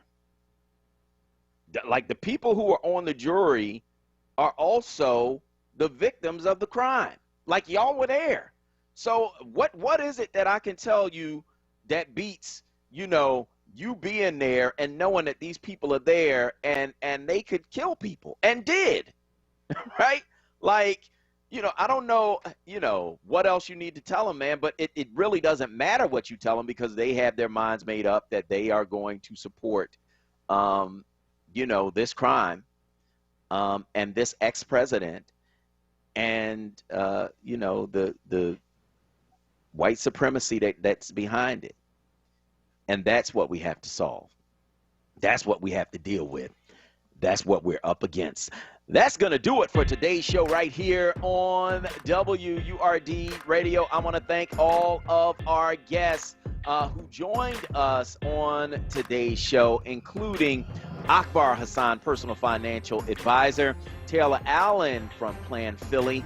Of course, we also want to thank Francis Hoover from the Smith Memorial Playground. Thank you, Kawesa, for that beautiful rendition of My Funny Valentine. I want to thank my beautiful wife, the love of my life, Levita Jones, for joining us this morning. And I want to wish all of you a happy Valentine's Day. And now, for super producer Kawesa Mathis and everyone here at WURD Radio, I am your host, Solomon Jones, saying stay tuned for The Source with Tiffany Bacon, and tune in Monday at 7 for more. Wake up with Word. Peace.